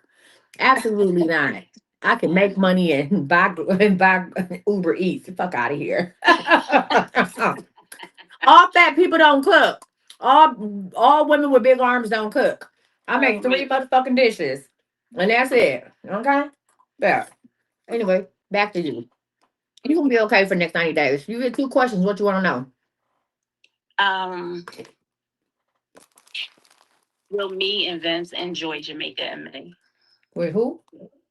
Vince. Will we enjoy Jamaica in May? Yeah, absolutely. That's when you just start talking to. Yeah. That's why you don't want to give it up. She said, "I'm going on this motherfucking trip." How long y'all been talking? Well, we just started talking again. I've known him. He used to Okay. be my supervisor, but he was married Oh. at the time, and So, I wasn't. He's black single, excellence. and I'm single now. So Wow. So wait. So was y'all flirting? Oh, let's get it. Take me through that. listen. Yeah, talk to me. Talk So to me. he Talk to was me. my supervisor, and we met, and it was an attraction there. He liked me, I liked him, but again, we both couldn't act on it. He was married, I was in a relationship, as of recent, maybe it's going on 2 months that we've been talking. He inboxed me, and How long you been divorced? almost 2 years, almost. How long you been single? Oh my God, more than that. Probably like, if I'm being honest, actually being single almost 7 years. How did y'all run back into each other? Because I put up a post and I was like, who wants to take me to see it was a movie that was coming out. And I said, who want to take me to go see this movie? And he inboxed me and he said, I'll take you. I want to go. So he ended up taking me and we've been talking ever since. See, Spending time with him. this is a prime example of men, people having work spouses. No, look, I'm being messy. This is a prime example. Men, if you're watching and your wife got a work husband, absolutely the fuck not. Okay? Women, if you watching, no, I'm just saying. So this y'all been waiting in the wings for this shit. Now listen, I'm not. I was like, did he get sent? I don't know what happened. It was just like weird, but I'm here for it. I ain't crying. I'm here for it. So I'm hoping that. So y'all been together ever since then. Ever since then. So I was somebody in the goddamn cup. You never know. I mean, you know what? Let me not pass judgment. All transparency. There was just, and I'm not proud of this, but there was a short amount of time in my last relationship that I was fucking off with Cardinal. Not consistently. We weren't talking on the phone. I might come over here after Sunday service. Maybe 2-3 times. And then I think Cardinal got wind that I was with somebody. And he cut me and he's like, nah, we're not doing that shit. But it's funny. And I stopped talking to Cardinal, he stopped talking to me, and however, whatever. And I broke up with the person, started dating other people, got back with the person, broke up again. And I was just laughing to myself, like, damn, how it is that I had a brief interaction with Cardinal back in the beginning of February 2023, when I was with this person. Maybe it was December 2022, whatever, when I was with this person. And then to end up now, you know what I'm saying? I'm with Cardinal favor, and you know what I'm saying? Like, so I'm not gonna knock you. I'm knocking you, but I'm not gonna knock you because there's always somebody in the cut. Huh? And when the opportunity presents itself, that's what I'm saying. The opportunity that's presented right. itself. So Mm-hmm. I was being respectful. I just, I'm not gonna. I wasn't. Okay, I got a question. My hand is up. Okay. How'd you know did you know it was an attraction back then? Yes. How'd We you both. How did y'all know? Because he used to just come to where I was working at. He used to come to my floor all the time. And say what? Just come over smiling, saying little stuff. Do you need help with this, that, and the third? And I'm like, all right, I know what I'm doing, but you coming down here a little bit too much. Did he confirm that he liked it back then? He confirmed he liked you. Yes. Okay, so now you dead ass wrong. See, I was trying to confirm he liked me, but listen, it wasn't like he found me attractive. I found him attractive, right? See, y'all shouldn't even having them goddamn conversations. At the time, I didn't know that he was involved. At that time, He right? knew. Y'all shouldn't have been having them goddamn conversations. I didn't know that though. I know. I I'm didn't know talking until about him. I'm not talking about you, girl. You don't know. You don't know somebody married. They know they married. I'm not. Right. So I'm not a girl's girl like that. Okay. I'm not a girl's girl like that. I'm not like, he had a wife. That, first of all, you don't owe that woman nothing. That's his wife. That ain't got shit to do with you. He knew he was married. So as a married person, male or female, I feel like you should not, even if you are attracted to somebody, once you open up that door to conversation to let that person know, like, yeah, I do like you, but maybe if I didn't have a wife or I didn't know, the thought is there. To me, that's emotional cheating. The thought is already there. No, I get that. Yeah. So I tell people, like, yeah, like I don't play that shit. I was the fuck Cardinal would tell somebody like, oh yeah, I find you attractive. And if my what? Absolutely the fuck not. Some woman asked him, does your wife allow you to date? I said, what street was you on? He a mail carrier. Where was this at? Was it when you went to lunch? Because if I can go back to going to lunch with you, where we doing? Okay. Point the bitch out. Huh? Huh? You want to do what? I get it. Yeah, but that was kind of fucked up though. I mean, listen, but you enjoying yourself, that's whatever. Just remember Goliath is coming. What's your next question? Well, me and him go far. Y'all would y'all a date? Will it turn into marriage? No. Now, Okay. I don't want to sound like one of those women because somebody said if he did it to you, he would do it. If he did it to his wife, you up next. But I'm gonna say this to say that. Think about it. Think about it. Mhm. Okay. If he was comfortable enough to do that type of shit with you, now you might be like, oh, but he might say, oh, we was already in a bad space and blah blah blah. But if he was comfortable enough to do that to you, knowing that he have a wife at home, watch him on this motherfucking trip. Oh wow. Because at the Okay. end of the day, no, just watch him, just interact with him. You are too comfortable with interacting with other women. Mhm. Too comfortable. All right. Okay. Anything else you want to know? Because you were a very good sport about telling us your business. Anything else you want to know? Um, career wise, I mean, I want to do more. You know, I got a couple different things I want to do. Okay, name them. I'll tell you yes or no. Okay. My business. I What want to business? start. Okay, so I have a hair business I've been sitting on. It didn't really If I you tried sitting it. on it, absolutely not. What's next? You said no? No. What's next? Okay. I have an accessory business as well. You can But run the accessory business started in March, the last one. you said it started in March. Yeah, get it rev it back up in March. What's the last business? What's the last idea? Um, my daughter, she's been asking me to, go in with her for like Airbnbs. No, Don't do that. no, mm-mm, no, Oh, no, no, ma'am. Y'all gonna fuck up. That's gonna be a fuck up of the money. Lost okay. list, okay? She needs to do something with some type of lip gloss or cosmetics, start her own line. She has a cosmetic line. She does have that. Well, then, Look at you. You know what?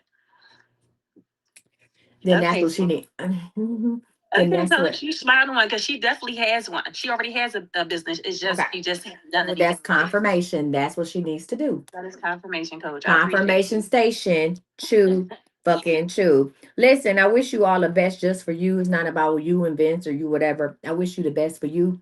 But watch that Thank nigga. you. And don't be so quick to tell Goliath goodbye. I'm about to hang up.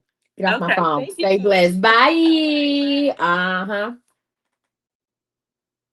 Lovely Lala. I can't wait to hear your shit. What you want to know?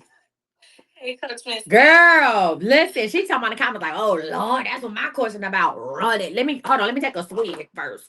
Hold on, that was an instant confirmation. Let me take me a fucking swig. Hold on. Instant. No, I didn't even change it. I done did the class. I just let the shit roll. Okay, boom. All right, what's going on? What you need? So I've gotten readings from you on lives before, and this is the first time my heart is about to beat through my chest, okay? Cause you And about to I, ask me something messy and I live and I'm here for it. What is it? well, because no, like before I could even formulate my question for real, because I was gonna change it, and then her story was hitting on the initial question I was gonna Mhm. ask. So me and my children's father have been living together. Well, we were together for 7 going on 8 years. We still live together.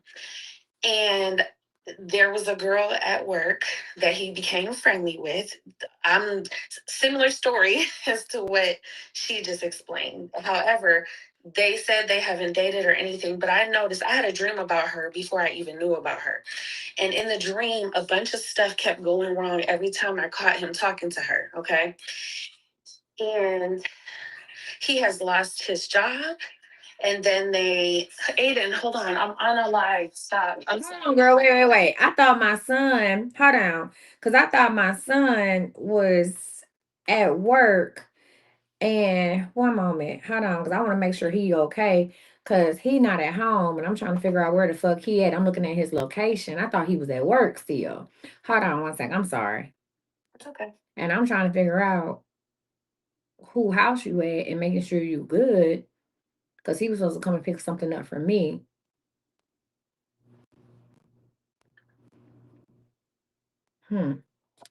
I know you fucking lying.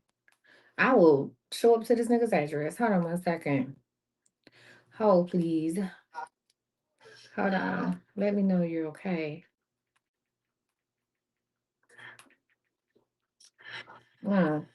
So he done lost his job. Yes, but prior to him losing the job, I had a dream about a girl who looked like the girl in my the girl I found out he was talking to, or a work friend. And they claimed it wasn't more, but they were on the phone multiple times for hours. And I just intuitively kept feeling like just the dynamic was causing a lot of spiritual mayhem in my life. Like I could feel her energy, everything, before I had even knew about her for real. And like I said, they claim it was platonic, but the more I was digging, What did you just actually believe. find? So I want you to answer your own question before we get any further.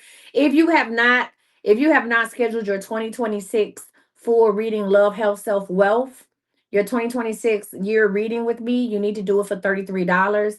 The price will listen, there will not be a $33 reading come 1/1. So y'all are listening. Now I am booked into January, so you will get your 2026 in January, but go ahead and book your 2026 for $33. Go to I'mCoachMissy.com, click on private readings, and go ahead and book. All of my readings right now are $33.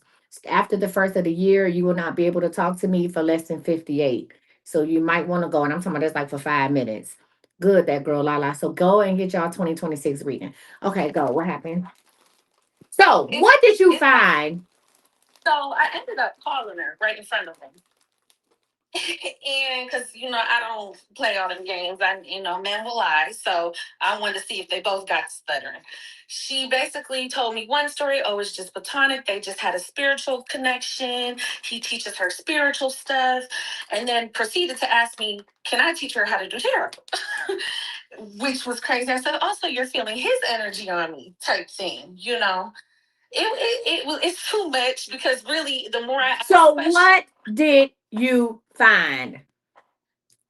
just that they started to talk about, how he's living with me till our lease is over, and how we're not together, but yet we're doing everything like we're still together, mind you. What did she tell you that they did? Nothing. Nothing. So here's the deal. You picked up on her because you're spiritual. You knew somebody else's energy because of what you do and who you are. They are still platonic. He told his friend that.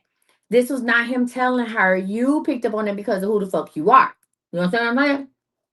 I understand, but I'm trying to figure out, because the dream I had before they had even met signified all the stuff that came to pass with his job, everything, even them offering her the position when he got fired from the job. They're not fucking. I know they weren't currently, but I'm saying, did I pick up on the fact that he's trying to hurry up and get me out the way so she can move in, move right in? So before you found out about her, when was you supposed to move out?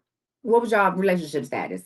Well, the thing is, we still do everything like we're together.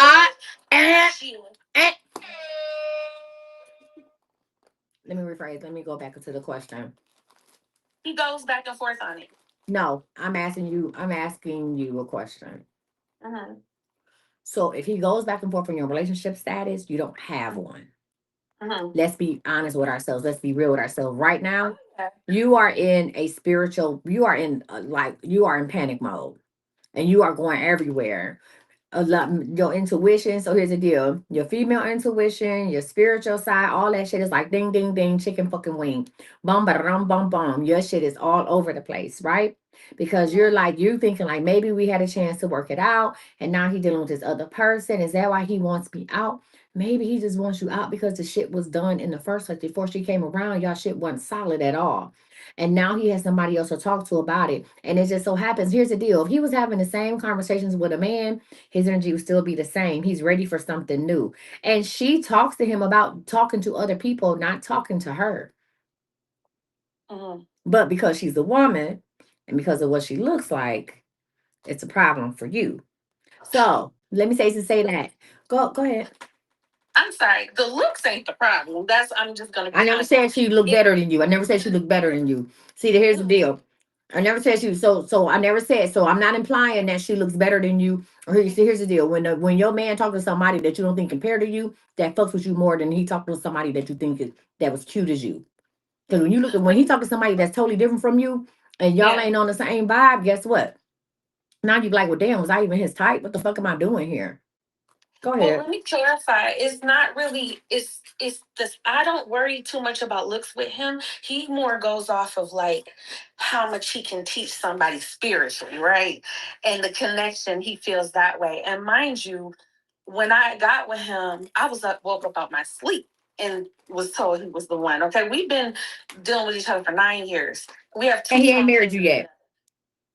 yet. I didn't want marriage. I wanted a life partnership. Okay, but y'all not life partners right now. Well, we were until all the shit hit the No, fan. y'all was not. Cause he didn't, cause it wasn't solidified. If he was like partners and he's that big on teaching other people, he would have came home and told you about her.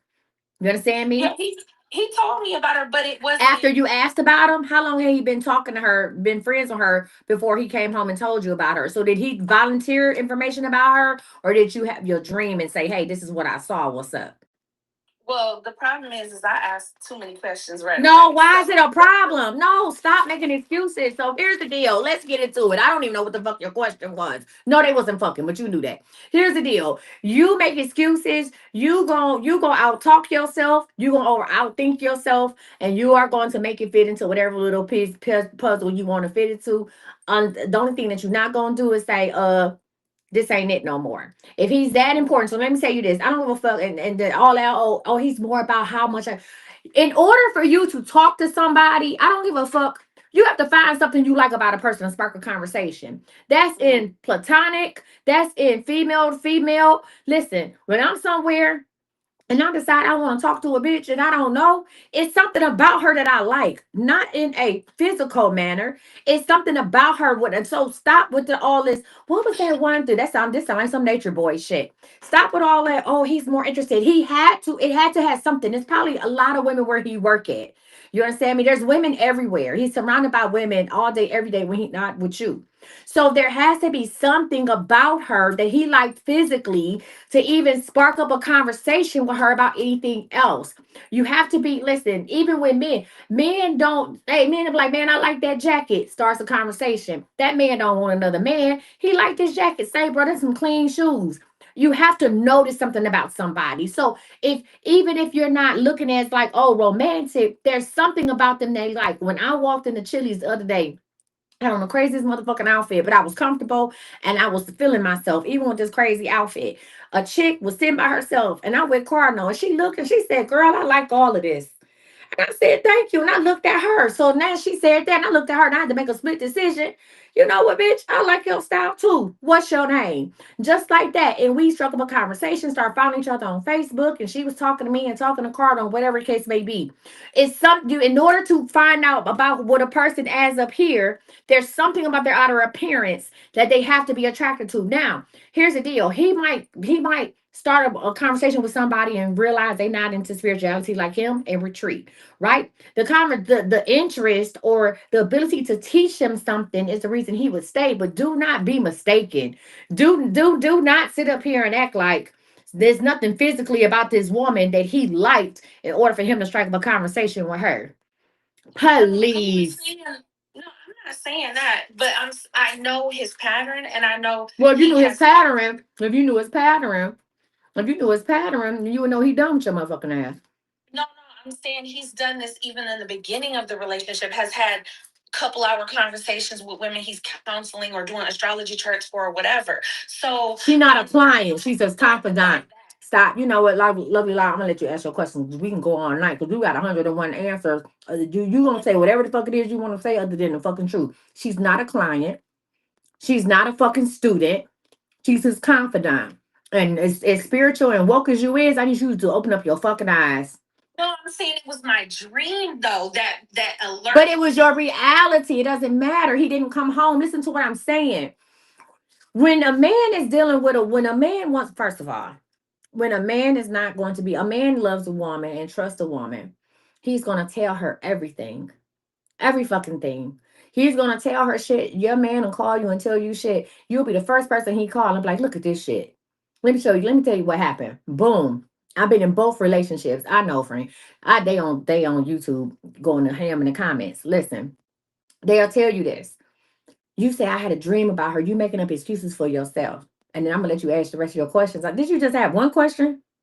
Was that you just had the one? Well, I was just, yeah, it was just the one. It's I was okay. just No, it's cool. I'm gonna let you ask a follow-up question and then I'm gonna shut the fuck up because you ain't gonna listen to shit I'm saying anyway, because you ain't made up your mind. No, you're not taking it in. You're not receptive to it.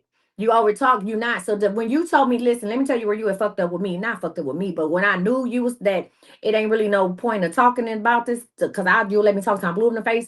When you said I asked too many questions, you literally made an excuse for him not being honest and telling you the woman that he shares a home with, the woman that he shares his body with, his mind with, that he shares child with, that he didn't come home and say, oh yeah, I met this chick at work and blah blah blah, and she's into da da da da. The simple fact that you had to find out that they talk for hours and hours on the phone is crazy work. The simple fact that you had to dream it before he told you what the fuck was going on. And listen, I've been on both sides of the fence. I've been with somebody to where I knew it was some bullshit going on. I've been me and my ex and his son was leaving my office one time at the same fucking time. It literally took 32 minutes on the street and 21 minutes on the highway to get back home to the house that we're the home that we shared.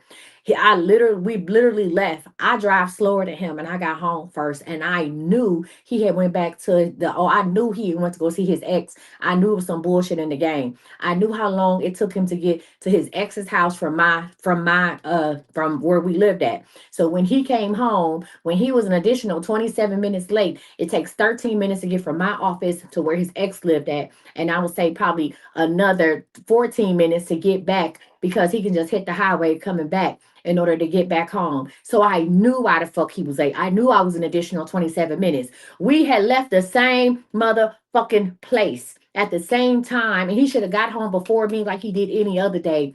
And he didn't tell me, he didn't bother to say, oh, I'm about to go over here and pick up this shit. You know why he didn't tell me? Because he was still fucking off with her. That's why he didn't tell me. Because if he wasn't guilty of still fucking off for her, guess what? He would have been like, hey, something got delivered to her house by accident. I gotta go pick it up. I thought it was going to my mom's house. It's the part I need for my car. I'll be right back. Or you can wait here for me. Let me go run and get it. The simple fact that you were that motherfucking sneaky for us to leave at the same time and you make a U-turn without you speed off and make a U-turn and then wanted to come home as if I'm stupid. And then I asked you, I said, where did you go? And he said, oh, I had to stop and get gas. It took you an additional 27 minutes to get gas. I said, no, nigga, you went over there. I know how long it take to get there. And then he just sat and looked at me. Then he talking about, well, I had a package over there and I didn't want to say nothing. You didn't want to say nothing because you still fucking with her. That's why you want to say nothing. You lied to me because you still fucking with her. And that's just that. And my thing was, nigga, you and the package can go back over there and we can be done with this. But he didn't want to leave. That's another story for another day. Versus with Cardinal, there's things that people say to Cardinal that I would never know. He doesn't have to tell me what women on his route say. And it's not like, oh, I'm gonna come home. It's just like, oh man, you can't believe what this woman said. You don't have to tell me what somebody inboxed you on Facebook and said, because I would never know because I'm not checking your fucking phone. But you tell me because you love me. You tell me because not only am I your woman, your wife, I'm your confidant, I'm your fucking friend, I'm your best friend. That's why you tell me. You tell me because who the fuck else you gonna run and tell it to but me? You understand me? You trust me enough with your heart to tell me these things. So I'm telling you, and I'm gonna let you ask your follow-up question. Then I'm gonna shut the fuck up because I got a hair appointment in a couple hours. Is this? You had a dream because God is going to show you what it is anyway. I'm the same way. God shows me even if I don't want to see it. God is going to put it in my face. Everything that God showed me has come to pass. Tomato, tomato, listen, everything. And I have to follow it. I'm glad that you are spiritually woke. I'm glad that you are following your intuition. But I need you to open up your third eye is open, but your real motherfucking eyes is glued shut. Glued shut. Now you said you didn't want marriage. Ain't nothing wrong with that. You wanted a life partner. There's nothing wrong with that. But I want you to ask yourself a question. Does this shit feel like a partnership or does this motherfucking feel like a throuple? Because obviously he ain't gonna stop dealing with the bitch. So either you gonna let her come over and teach her tarot and y'all all can ascend to a higher plane together, or you gonna move the fuck on. What's your question? Well, no, I wasn't trying to give a rebuttal. I was trying to explain because I think I explained it wrong. I had the dream way before he had even met her, so he wasn't hiding anything. Okay, so when did he? So the first day he met her. So did he ever? So how did you? So you had the dream. he tells me he talks to the girls at work. He tells me he sends them spiritual videos, stuff like that, and talks to them about spiritual concepts. The same thing that she said is what he had told me. But I'm saying, Okay, but wait, but hold on. But when did it become the girls at work to just a girl? no, it was. He talks to everybody for hours on the phone. Not as much as he started to talk to her. Okay, recently. okay. So when he was So- talking to her, when he talks to her on the phone at long periods of time, where are you at? When I would go to yoga or go Girl, to get the fuck therapy. off my phone. Stay blessed. I'm not doing this with your dumb ass. You smart, but you stupid. Girl, stop. Oh my god, that shit blew me. Girl, please. Okay, I know you fucking lying. I'm glad my life is restricted. I love you. I love her. I love her. But I listen, certain shit I can't listen to but for so long. Okay. There's a certain amount of brain cells. Listen, there's a certain amount of brain cells that I have saved exclusively for stupid TV shows. Okay. Like St. Denis Medical Center. Lord, she said he has talked. She's still in the things. She said he has talked to her while I was home too, but we weren't together no more. Girl, y'all be blessed. You and brother Rafiq. You and some guy Rafiq. She's talking about he's talked to her, but we wasn't together. Girl, get the fuck on. Oh shit. Woo! Woo! Oh, fuck me. Woo! Oh, Jesus. Girl, blessings to you. Blessings to you and brother Rafiq. Listen, if you like it, I fucking love it. Okay. Please. She's still in the comments. She gonna get, listen, whatever. Listen, if you like it, I love it. Okay. And in the words of the most famous bitch I know, you got it. And I said that. You got it, girl. Girl, let y'all bring that girl in so y'all can be sister wives. Jesus. Bring that girl in so y'all can be sister wives and get it the fuck over and just let it be. Just let it be. Ain't no wrong with a little sister wife. Well, what the fuck was the question? You only bought one. She told me my question wasn't about me staying with him. Well, put the question in the comments. Because I'm pretty sure you asked that question. You said, I told her to come help with these kids. You are staying with him. Girl, shut up. Kids with an S? And you want to be married? You want a life partner? Okay. Lord, don't ever let me be that motherfucking woke. What's the question, Buki? Don't ever let me be that motherfucking woke. Lord, please, let me stay asleep. Don't ever let me get to that goddamn point, baby Jesus. Please. Please. She said, I'm saying while I still live here. So what she's doing, guys, she's controlling the situation. You're controlling the situation by saying, oh, while I'm still here, you can come over here. You still want to control how they interact with each other. Now he is going to go fuck her. I'm going to light a candle and I hope he do. Do I gotta please, because if he dealing with your ass, he needs some type of, let me light a candle. What's that girl name? I don't even do spiritual work like that. What's that girl name? What's the girl name? I'm lighting a candle. I hope they get it in. What's the girl name? Jesus. And the Heavenly Father. What's the girl? Ain't no next caller. We done. I'm lighting a candle. Listen. I hope they do get it in. Okay? Shit. At this point, dealing with your ass, I would need to talk to somebody at work too. Fuck me. What? I load a candle. She said she gonna leave before the lease is up. Girl, I hope he get that home on Saturday. Where another candle up? Girl, I'm about to light all the candles. Okay. Lord, she probably is nice and calm and sweet and everything. Huh? Ashley Ray said, I'm still confused. What the fuck was the question? Okay. I'm lighting candles and shit. I'm about to do spiritual work. I hope he gets some ass. Let me put a little black magic in the air. Put a little black magic mist. I hope that man gets some ass. Whew. Friend, I'm done with readings tonight or today. I'll be back later on. I'm gonna go get my hair done. Okay. Go to IamCoachMissy.com and look at my shit. Go to IamCoachMissy.com. I still don't know what the question is. Y'all want me, listen, y'all want me to bring her back up here. Y'all trying to bait me. Y'all trying to rage bait me. I'm not doing it. Y'all want me to bring her back up here. I know what it is. They like, but what's the question? We about to go to sleep. You said it's up there in the comments. What the fuck is the question? What's the question? What's the question? I'm a gluttony for punishment. I'm a gluttony for punishment. I'm not trying to get clowned no more. I'm not clowning you. You already clowned yourself when you told this fucking story. I'm just It's keeping a it up. complicated situation. I've been a homemaker. I've been homeschooling my children while we were secure in a long-term relationship. Okay. He just sprung all this up on me. So what did he The spring last- on you? Well, tell us. Listen.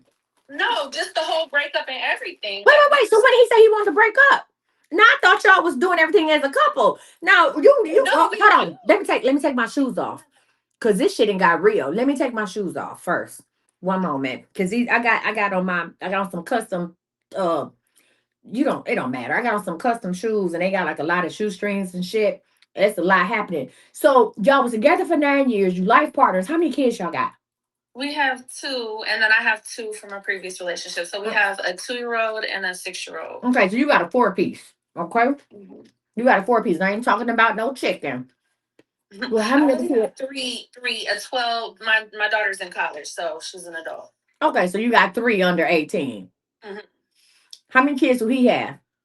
He has 4 from his previous marriage, and then my 2, which he took in, and then our 2 together. So it would be 8 total. Okay, so he has 8 total kids, and his 4 is grown too. So y'all really have, and I don't do step kids like that. So y'all got 3 kids together. Yes. Okay, and you 8 have been total. in total, right? At home, I don't do that step kid shit.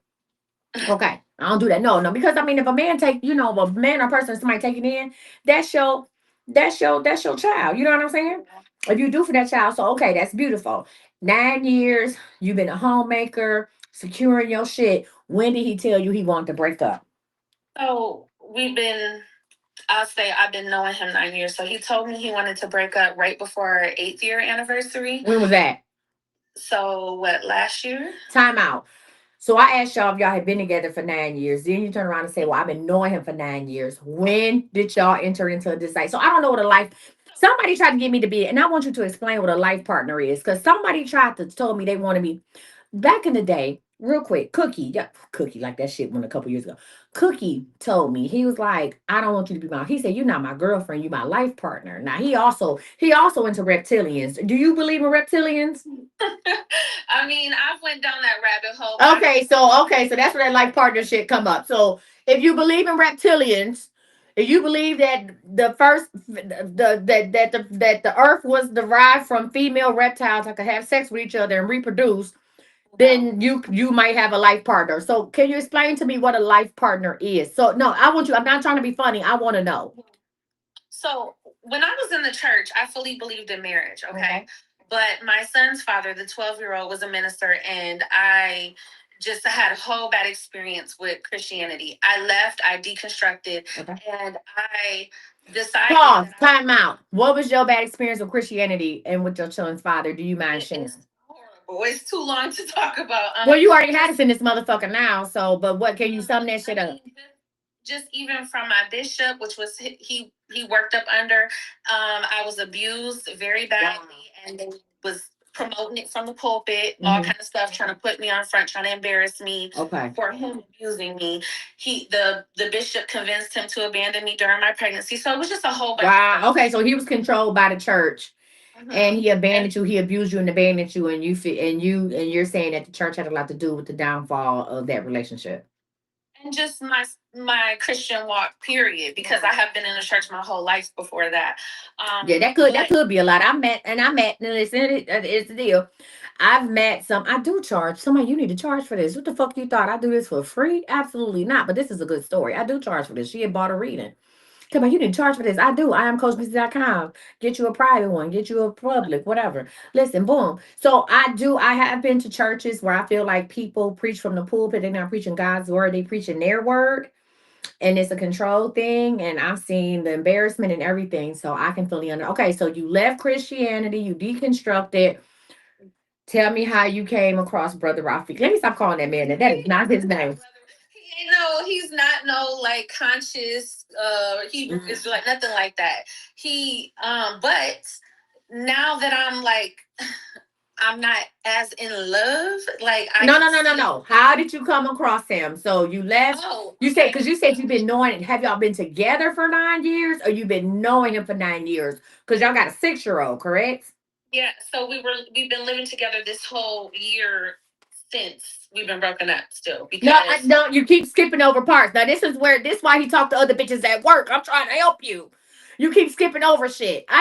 You said y'all was together for 9 years. Was y'all together for 9 years, or have you just been knowing him for 9 years? What year? no, I told you we've been knowing each other for 9 years, but he broke up with me right Stop before. saying I don't listen. You are. I hope you never get called on the fucking witness stand because whoever you testifying for or against has lost. Listen, I asked one question. 9 years. Y'all been together 9 years. Yes or no? No. How long? How long ago did y'all start your relationship? We were together for 8 years, so 20, almost 8 years. So Okay, boom. That's all you need to know. So almost 8 years ago, y'all started your relationship. Y'all was good for a good 8 years. I know y'all was good because y'all got babies, 6 and 2, right? Mhm. Everything was good for 8 years. Stop me when I'm lying. During them 8 years, he has helped other people on a spiritual journey. He does talk to other females about spirituality and things of that nature. Yes, and males, yeah. And males. He shares his knowledge. Okay, so he's I gotta take my motherfucking ring off. You made my finger tight. Okay, boom. What happened so how long ago was the 8 year anniversary? When did this happen? Was this in 2024, 2025? So it would have been 2024. So in 2024, he said what? He just said source is telling him that we need to break up, but we've broken up in the past and stayed together, like got back together like right away, right? So at first I had to feel it out, like, are you for real about this? What did source do? Y'all talk to the same source? I thought so. Because what did source tell you? Source told me that he was my life partner. I had stayed single 3.5 years, healing everything before him. And I was woke up out my sleep and told he was the one. And we meditated on it, prayed on it, everything. We both got the same conclusion. So for him to just up and switch this after all these years, I'm like, either he going through a midlife crisis. Was it a sudden switch or was you all getting into it? It was more so we were facing a lot of external drama with family, and then my daughter came home and it was like arguments between her and I because of her relationship and stuff. So it was a lot of like stuff going on in our external world that was putting strain on us. Okay. But yeah. So the peace was disrupted in the home. Mhm. And he said, hey, source told me that we need to break up. Yeah. But you said we didn't break up before and got right back together. The other times y'all broke up, was y'all living together? No, but then he said it before, but we never like moved on it, like since we were together, like living in the home. So he said it, but nothing changed. So he said it before while y'all been in the home together. He said we should break up, and you still got up and made. You don't look like you cook eggs. You look like you make like hominy grits or some shit like that. I don't know, or like fried plantains with fucking raisin bread. I don't know what you do, but listen. So basically, I'm just trying to get the fucking story straight because once you start talking, you gonna go back to 1972, and we all gonna be fucked up. Okay, so boom, I'm gonna be sleepy as fuck. Isha, if I got on the same outfit, fuck it. You know why. So when I get my hair done. So boom, get what you. I don't want to hold you. Girl, this is good because we still don't know what the fuck we talking about. But I'm trying to get to the bottom of it. I'm trying to get to the bottom of this, okay? Because I need to know.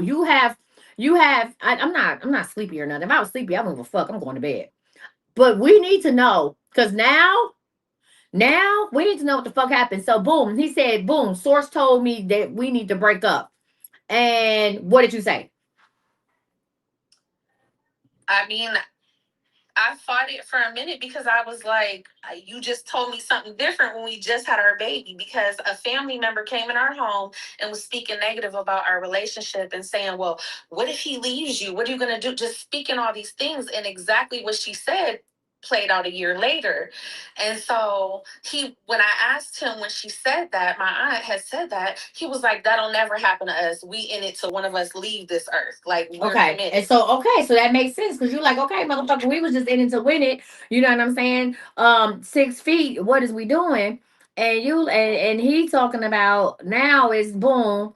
Well, what the fuck, Zion? Hold on. So now it's like now he all like, nah, Source told me to leave. Okay, so boom. So when Source told y'all to break up, what was the agreement? Because clearly you still at the home. Did he ask you to leave? No, the agreement was because we were in the process of having to move our home from our home we lived in. And so we had already planned on moving together before he broke up with me. And he was like, okay, we'll still move together and live out this year in this house till the lease is up. And then we'll go our separate ways if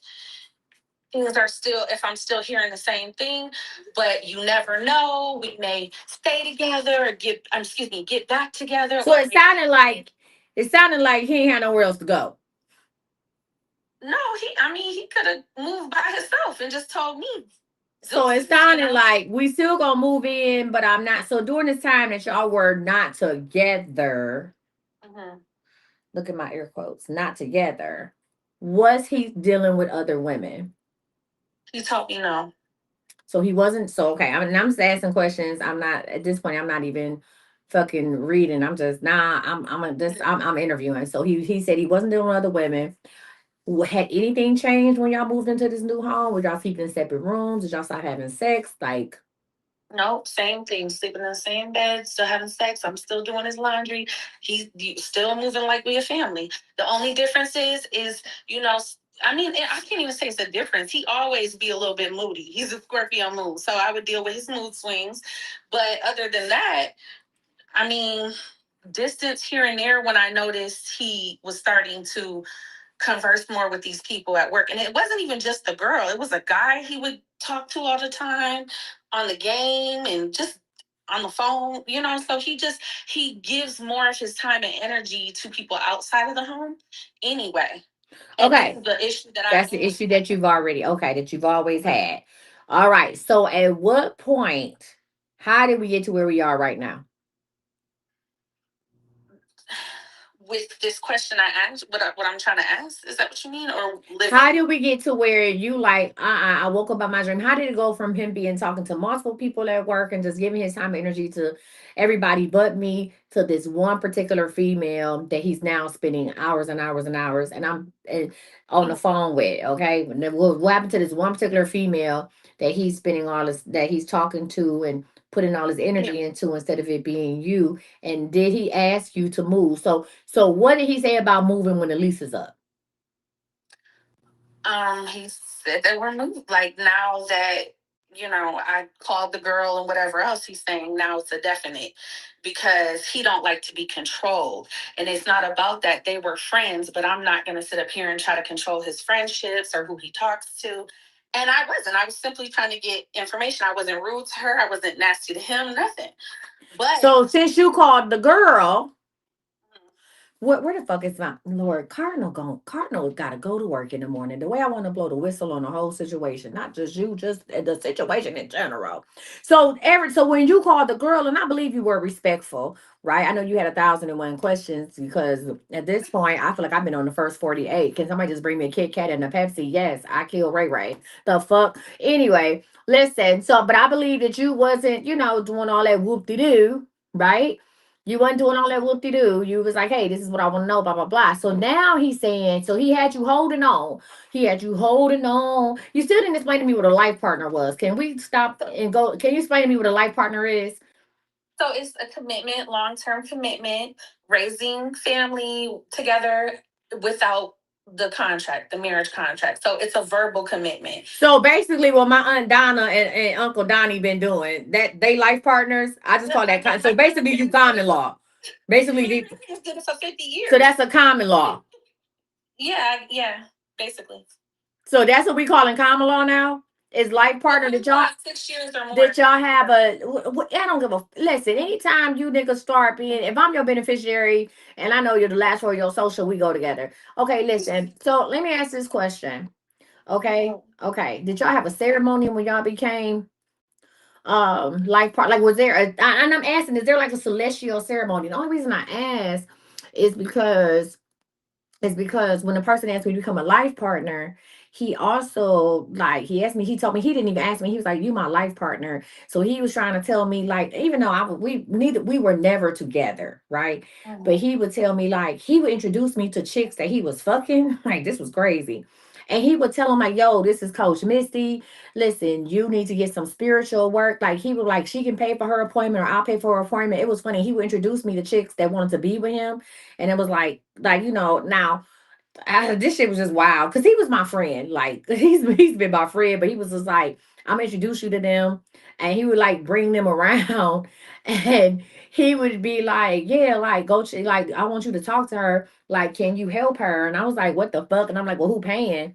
And he was just like, yeah, like either if she ain't got the money, then I'll pay for her to have an appointment. I feel like you could really pour life into her. But he also would tell these chicks, like, listen, like everything is cool. Like he has a barbershop. He would tell them, like, you can come up to the shop and everything. But if Missy up here, like if she up here getting her hair cut or she come up here for an event I'm having, like I'm with her, you gotta fall the fuck back and don't say nothing. And if you do say something, bitch, you I oh my God, I'm the girl in your story.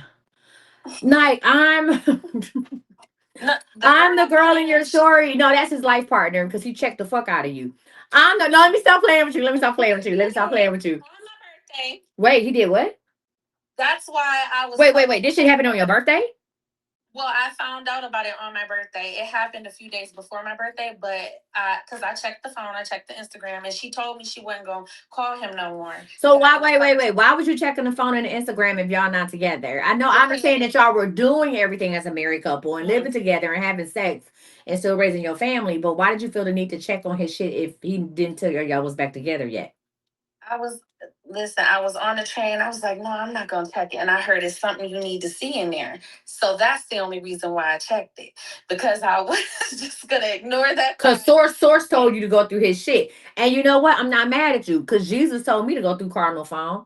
That's what I told Cardinal when I said God told me to go through your phone. And sure enough, I saw some conversations, nothing on his end, but I saw some shit, you know what I'm saying, that was a little alarming to me from because I'm like, shit, I'm sitting at your house like a sitting duck. These women can drive up, my car's outside, anything can happen. You know what I'm saying?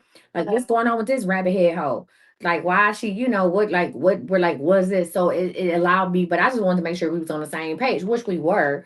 But Jesus told me to go. That was my defense the whole time. God told me to go through your phone. So I'm with you. So source told you to go through the phone. Okay. Yes. Yeah. Okay. I had talked to this chick back, well, let me not say that. This woman back in the summertime. She told me it's just platonic. They're just friends. They talk about spiritual stuff. And then now, fast forward to earlier this month, I'm finding out she's hitting them up on Instagram, calling them that way. Because so after you asked her, she said, I'm not gonna call him. Yeah. Now, did he ever come in and say, listen, this is my wife, my life partner? But let me ask you this question. What has she been telling him? So what does he tell her? What are your business? Ain't nothing worse when a man run and tell your motherfucking business. What could she tell you about your household? The only thing that she told me was that he did tell her, since she started talking to him again on the phone, was that we are living together, but we're not together. And that she was encouraging him to work it out with me. She's a relationship advocate. No, but it was an emotional thing because her dude that she was talking to was doing the same thing, being this. They're trauma bonding. She's encouraging him to stay there. This is your best friend. Why are we even having this conversation? Because I had the dream about her a year before. Okay, what do you already know? You spiritual. What are we doing? What happened in the dream with the job and the money situation started to come to pass. Okay, That so it what else wasn't happened in dream. your dream? See, here's the deal. You fucking it up for you. Now the bitch is trying to make. Now I'm calling her a bitch because I don't know her name. The bitch is trying to help you. Okay, but see now you going against her and you pushing her towards him, and they both in the trauma bonding state. He having problems with your know it all ass, and you don't do nothing but sit at home with these motherfucking kids and go to yoga. So your mind is going 1,000 miles a minute. Okay. I couldn't imagine eating breakfast, lunch, or dinner with your talking ass. Okay, you Yeah. talking and you spiritual. God damn, that's a lot. I know. So now she up here, he just want to talk because they like enjoy talk to each other. But Okay, I got some more. I got more. She literally, after I asked questions a certain way, I got to the truth. what's the truth? Finally. Well, give shit. Let us finally get to the motherfucking truth. What is it? That she really was attracted to him, and that she was no. It started to become. Wait. weird. It took you how long to get to that? Goddamn, did it take you as long as it took you this motherfucking story? No, You didn't know that from the jump. Any woman that talked to a man on the phone for hours and hours and hours and hours is attracted to them. Are you well? a male friend that I used to talk to that I was not attracted to. That I was just I just liked his perspective on things. But either way, Was your male friend attracted to you? I mean, I don't put it past no man. Exactly. So just please, you may not have liked him, but you liked how he made you feel. Shut up. Okay, what happened? So boom, she is attracted to him, and what happened? So that's basically it. My question was because I told her after we talked and everything, she asked me about the spiritual stuff, all that. I told her, listen, he right here. He's hearing this whole thing because she kept saying, well, I'm done talking to him because I don't want to cause no more issues in y'all's relationship. And so I said, well, he right here. You can tell him right now. And Why she gotta tell him? He ain't said shit. Are you well? Are you well? Is No. this? Can I ask you a question? I know his spirituality is big, but is he holding? Because you have lost your motherfucking mind. Is his shit down his leg? Is No, it down? not that. Oh, his shit is not down his leg? Because you've lost your fucking mind. You don't wait for another woman to have to. Oh, you could tell him he's listening and he's hearing this whole fucking thing, and he didn't put a stop to it and say, "Hey, listen, we gonna go ahead and in this." She had to say it, girl. What else? No, she was like, I'm gonna message him in his Instagram. And I said, why? He's right here. You can say it right now. Like, you don't have to go to his Instagram and tell him. He can hear it right now. That's what I was trying to tell Okay, and she said what? And she said, "I'm not going to." So what he say when she said it? What he say? And then she did anyway. Okay, no. Fuck all this because you never hold him accountable. You never hold him accountable. No, you don't. So stop skipping the story. Stop skip. At this point, you owe me $5,000. Stop skipping the fucking story. So boom, she said, "I'm not gonna call you no more. I'm just gonna leave it alone. It's hurting your relationship." What did he say? He was quiet the whole time. Exactly. He didn't say shit because he's trying to figure out how the fuck he gonna get rid of you. Okay, so he didn't say nothing. He just sat there. Yeah, right?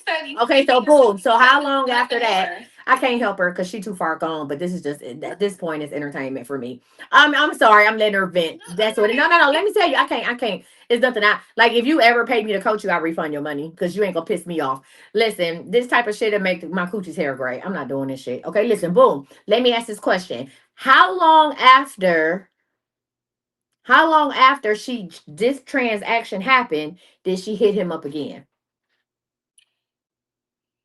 The next night, the day after. Did he go to work after? When's the next time he physically saw her? Did he see her the next day at work at all? Oh, because he. August Okay, so she hit him up the next day. Where on Instagram? on Instagram. And what she say on Instagram? She said, "I can't talk to you no more," and he said, okay, cool. And then she said something else, but then he tried to show me because I was like, well, let me see it. And then he put it on disappearing, I guess, right before that. Yeah, so that's what made me feel like, okay, whatever. So all that stuff you say about us staying together for the family and working it out is out the door now. So my main question, and we went through all of this to get to this. And Hey, you went through all of this to get to this. You could have asked that motherfucker when you did ask me. You did ask me a question first. Now you did ask me another question, but go ahead. What's your main question? You only paid for one, but here we are. What's the I'm question? about to send you some more money. Don't send me shit. We good. Come on. No, good. This was good stuff. What was the question? I don't want you to send me shit because I don't want you to ask me nothing else but this. What's the question? I promise. Just for saying thank you for listening. Girl, you fine. You okay. Come on. No, listen, this is good shit. What happened? So because I had that prophetic or dream that was like way ahead of time, and she was in it, and every time I kept catching them talking or doing something, our world would start crashing down, like buildings, bridges, all kind of stuff.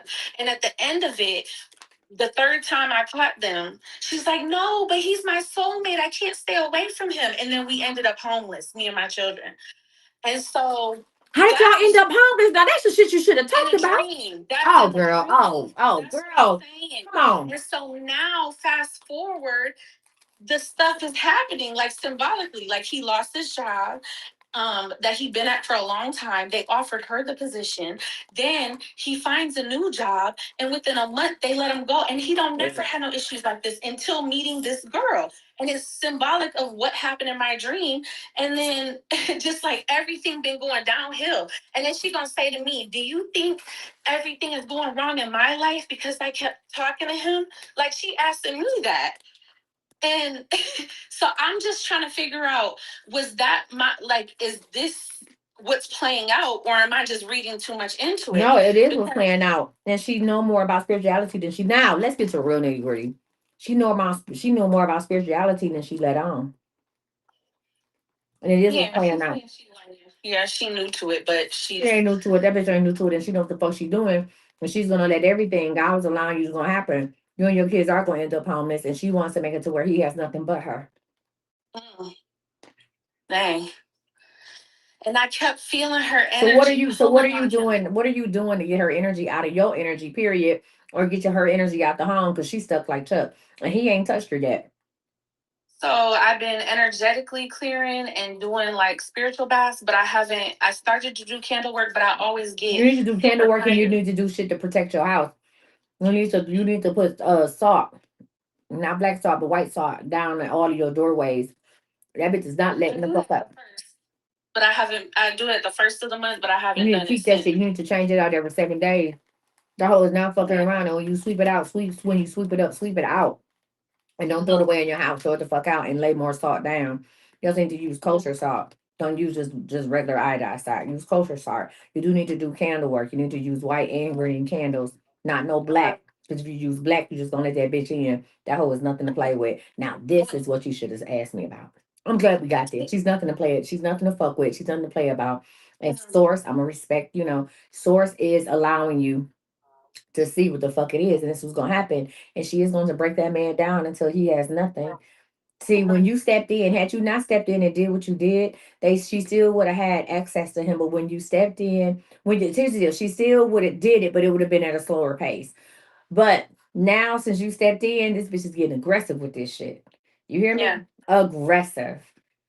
Oh, this is deep. Can I tell you something about that? Go ahead. She literally told me on the phone that she started having car problems when she started talking back to him, right? Now my car just broke down yesterday. That bitch ain't start having fucking car. That bitch ain't start having no fucking car problem. She's trying to assimilate. She's trying to make it like maybe it's you. She's trying to make him believe that it's you. Mm-hmm. I felt that when she said it, but ain't Yeah. that crazy how now my stuff starting to act up when I put It's almost like voodoo shit. It's almost like a voodoo doll type of thing. She's trying to make him think like it's you. It's not you, it's her. She never had fucking car problems. That bitch is lying. Everything she says happened to her is going to happen to you, and she's going to try to make it like some type of karmic return, as if you might have did work on her or something. And he's so fucked up from not having the income or being financially where he want to be that he will be allowed to believe this shit. Now this is what the fuck we should have been talking about. So my question is, what are you going to do? Um, that's I don't know because, like I said, I've been trying to rebuild my business back and get it. Like I have clients, but I've been focusing a lot of my energy on homeschooling my boys. I have an autistic son, and I also like it's hard for me to manage all my time. And now that he's home all the time, I can't do readings like I used to. And so I also Why you can't do readings like you used to? because he's right there, everywhere. Like with him being at work, I used to do it while he was at work. And so now I would try to go to the library and do them. But now my car started acting up. So I mean, I'm Nothing, putting a nothing plan is in gonna. place now. Yeah. So they said it. Nothing's gonna work out with you in that home. You're gonna have to move out. You're gonna have to do something else. It's not. Nothing's So going to before the happen. lease is up, It ain't gonna matter about no motherfucking lease if he ain't got no job. well, I mean, he's got unemployment, but it's been held up because they're investigating something. But I know all that. Yeah, I tried to tell him he blaming me. He's saying I'm doing something. I told you he's doing it is gonna blame you, so he'll leave you there stranded with nothing. So he has unemployment and now that shit is being investigated. Yes, and I told him don't take that other job because his unemployment from August was gonna mess up when he got fired. And she told me that she had a feeling about him and she wanted to check on him, and that's why she reached back out, and she encouraged him to take the job when I told him don't. And I told him how it was gonna play out, but he listened to her, and I'm sure his family too. He listened to them over me, like he has been lately, but it's like something got his mind reversed to think that everything good I do, whether it's praying for him, speaking positive over him, anything, he's seeing it as something dark. Like I'm a witch and trying to do something evil to him. It's like his mind is all twisted up. And I really just want, at this point, I really just want him to be good for our kids. And I just want to have peace while I'm still here. So here's the deal. As far as having peace, you won't have it. You won't have peace until she has him. That's it. That's all. So I need you to go ahead and get your ducks in a row within the next 30 days, 32 days to be exact. Let's get into that. Get your ducks in a row. You understand me? And go ahead and figure something out for you and your family. You will never be at peace with until she has him. And as soon, it's not about him getting out, she's getting you out of there. As soon, or putting him in a situation where he needs her. As soon as you have moved out, maybe not moved on, but you are not in his, I'm telling you, she is going to come in like a thief in the night, like his savior. And it's going to be the trauma bonding is going to start all over. Mhm. Yeah. And her kid's father is in the same position, living with his other baby's mother, who he's not with. I thought that was so karmic.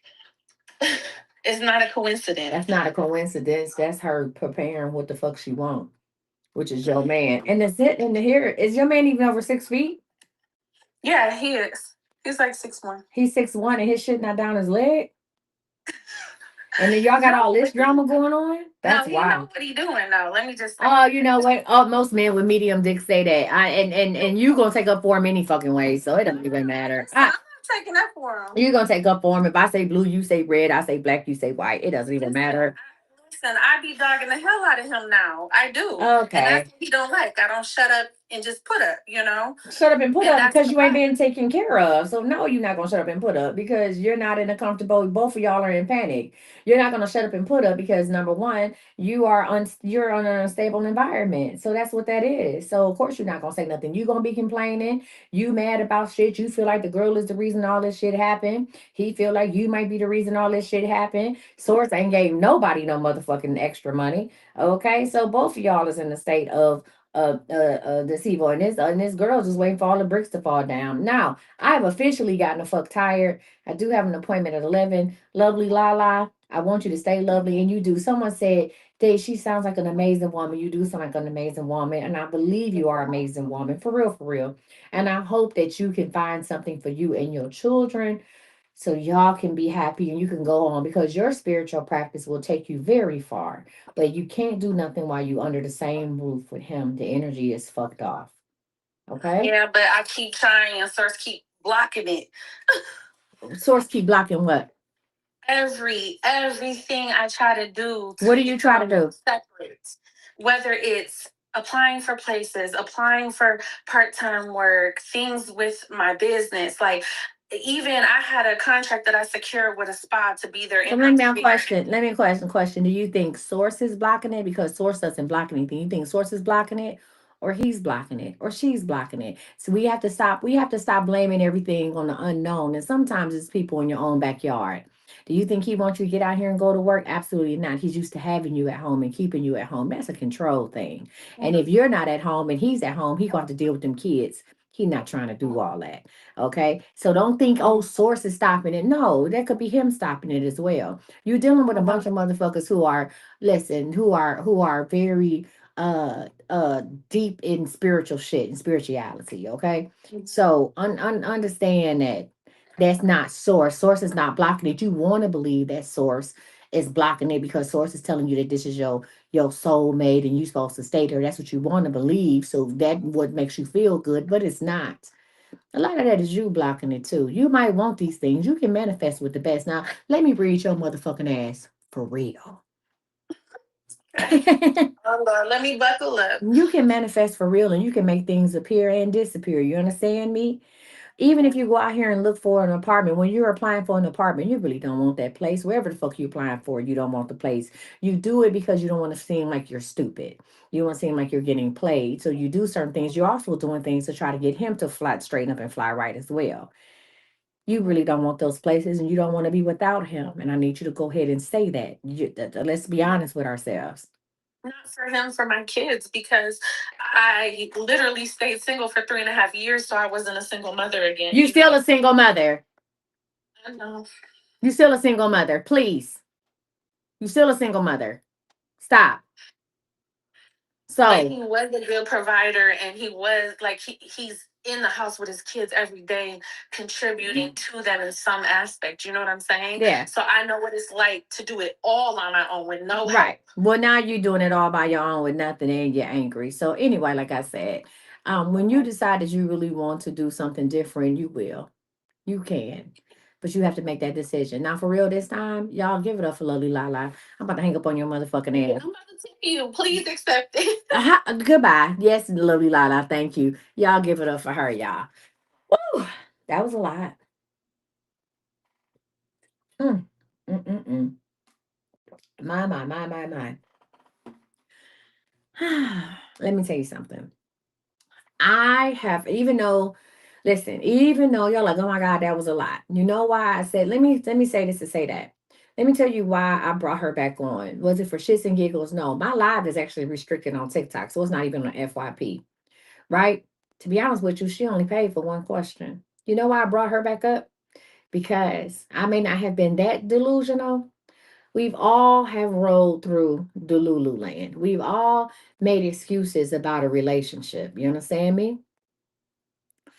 And sometimes you just need somebody to talk to help you talk through it. Sometimes you need a person to ask you questions so you can answer them out loud and answer them for yourself.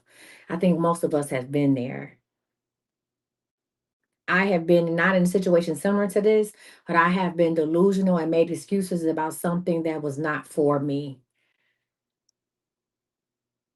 And a lot of times I kept it to myself. All right. And the reason why I stayed in it so long is because I kept it to myself and I didn't have anybody to talk to about it, or I chose not to talk about it with people. And I stayed delusional until I couldn't stay delulu no more. I stayed delusional. Listen, I stayed delusional until I started choosing myself.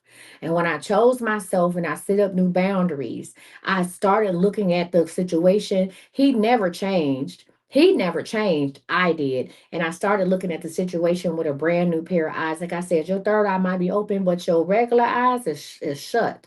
You blind as a goddamn bat. And once I chose me, and once I had a rebirth, a spiritual rebirth, and which led to a mental rebirth, an emotional rebirth, and a financial rebirth, I didn't tolerate certain shit. And so here's the deal. I listened to her because I wish I would have had talked to somebody. Maybe I would have left my situation or cut ties with my situation before it got to the point that it went to, if I had somebody who just was open to listening to me and asking the right questions. So that's why I do that. It's not about, oh damn, you should get paid high. It don't matter how much it was or anything like that. The only thing that matters is I'm here, I'm going to listen. Am I going to give you what I got? Absolutely. She needed to get that shit out. And that's okay. And that's what we do here at CME. We're a community. We support each other. We listen, we laugh, we cry, and we grow, and we get money together. Welcome to CME. Tonight was a perfect night. The crazy part was I was going to end my TikTok live and start a new one so that I could go back and be on the FYP. Last night slash this morning, I had 23,000 people come through my live on TikTok. And tonight it might have been about 2,000, but that's okay because the right amount of people, the right people came through this live. Listen, the right people, the right people came through this live. You understand what I'm saying? And that's what we needed. So, lovely Lala, listen, I understand trying to stay for kids. I understand a lot of what you were saying. Okay. I just wanted to make sure, I just wanted us to have a timeline. Because sometimes when you go through the timeline, with somebody, and this is how I coach people, right? When I go through the timeline with people, it allows them to realize this is when this shit happened. This is what he said or she said. This is what he said or she said, and this is what was happening around me. When you go through the timeline, you take yourself out of it and you look at it like I'm looking at it. All right. Plus, at first, I really didn't know what the fuck she was talking about, at first I really didn't know what the fuck she was talking about, and I had to get to the bottom of that shit. Okay, and I'm not gonna burn a candle on him and that girl. Listen, you got enough candles burning on your ass. All right, y'all. Tonight has been amazing. Today has been amazing, and tomorrow will be even better. I hope you all got something out of today. Now, normally I would end the night I would do a class or some type of something, but all I'm gonna end the night is with a thank you and with a God bless, and whatever situation you have going on. Yeah, my son, okay. Now, you know what? I'm not gonna say that, but I need to know whose house was you at? You don't work over here. Whose house was you at? I got questions. And I need answers. Okay. Whose house was you at? Yes, he's fine. He was supposed to come and get something from me or whatnot. He was supposed to come and get something from me for some orders and stuff like that. You said I was trying to give context quickly and didn't explain it right. Lovely Lala, shut the fuck up. Now, we was just on your side and shit saying, hey, bitch, we hear you. Now she talking about, I was trying to, listen, she talking about I was trying to give, but I didn't explain it right. Girl, now you backtracking. And that's the shit. Lovely Lala, don't come on my shit no more. Now you didn't backtrack. Now she did the MJ on me. Oh, I was just trying to, but I didn't explain it right. I'm saying it took you so long because it's a lot of shit. We went back from day one. Okay, we went back BC, BN before this nigga. It's okay. I didn't explain it right. How the fuck did you? Hey, listen, if you're watching me on YouTube or Facebook, I want to thank y'all for joining me. Okay, please. Okay, I want you to thank you for joining me. I am about to tie my head scarf up and go get in the bed with my black king.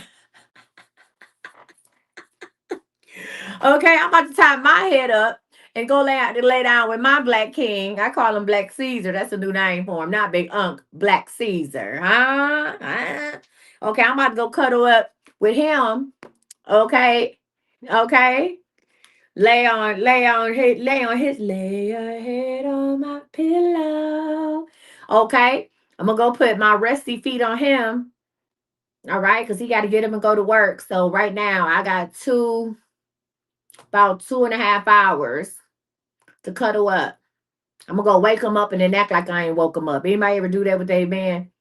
Get in the bed and act like I ain't want to wake you up. You wanted to wake his ass up. I didn't mean to wake you. Okay, I didn't mean to wake you. But if you up, give me the remote. I didn't mean. Are you up? I'm gonna do that stupid shit. You up? I didn't mean to wake. Are you up? I did not mean to wake you. Are you up? You up? Okay. You want some water? You want some water? Did you hear me? I have a whole fucking, I'll be having a whole line of questions. Thank you. I'll be like, you want some water? Did you hear me in there? What time you go to sleep? I'll be having a whole line of questions. What time you go to sleep? For real? You got your work clothes out? Now it's a whole fucking conversation. Okay. Now you say, what's one goal for the new year? Fuck the new year. What's one goal for today?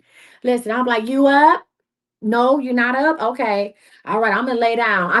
Listen, I'll be turning on the fuck. I'm about to go watch Grace and Frankie and Grace and Frankie on Netflix. I'll be watching my white comedies at night. I'm on season 4. I'm turning this shit up. Okay, you up? You not up? All right. You gotta pee? No? Okay. All right, I'm gonna go to sleep. Good night. Then I kiss him and then I turn over. Then I turn around and kiss him again. And then he kissed me. And then he turned over. And then I kiss him again. And then I kiss him on the shoulder. And he like, ooh, baby. And I'm like, don't you start, Ghana. Don't you that. Yeah, all that. And then we go to sleep. And then I play bingo on my, God damn, I can't even play bingo on my motherfucking phone. Okay, I'm about to hang up. I'm about to fucking hang up. I just noticed that my bingo phone is dead. Okay, you know what? Bitch, bye. Hey, get off my phone. Now